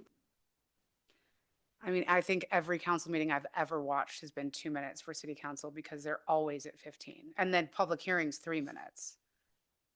I think that's what I've seen. I don't remember public comment being 3 minutes, but I could be wrong. Clarissa just had these all up. Is city council currently, I don't know if you know it off the top of your head. I believe it's 3 minutes always for public comment. City council is how we're proposing this. It's exactly the same. So it's 3 minutes, but then they can limit it to 2 minutes if there's over 15 individuals who sign up. So that's our exact proposition for this board. Okay. Yeah, I think they just always have max limits of people. Okay. Well, we have to make a decision on this then, based on discussion. If we don't have to motion for this, my opinion would be I would like to model it after city council. Does anybody have a strong, Mike made his thoughts clear. Anybody else want to weigh in on it? Yes, please. I'm going to read from the current webpage. Open comment is an opportunity for up to 20 individuals to speak for up to 2 minutes each on any topic that is not scheduled for a public hearing later in the meeting. The council will do its best to allow all 20 speakers their time. The session is limited to 45 minutes. I feel a little bit conflicted because I think on the one hand, I don't think we should be in a position of telling the members of our community they can't speak to us. At the same time, we do have business to attend to. And Yeah, it would potentially be problematic if we were in a situation where we had 4 hours of public comment and we didn't get to our business until 10 p.m. Mhm. How likely is that? Probably not very.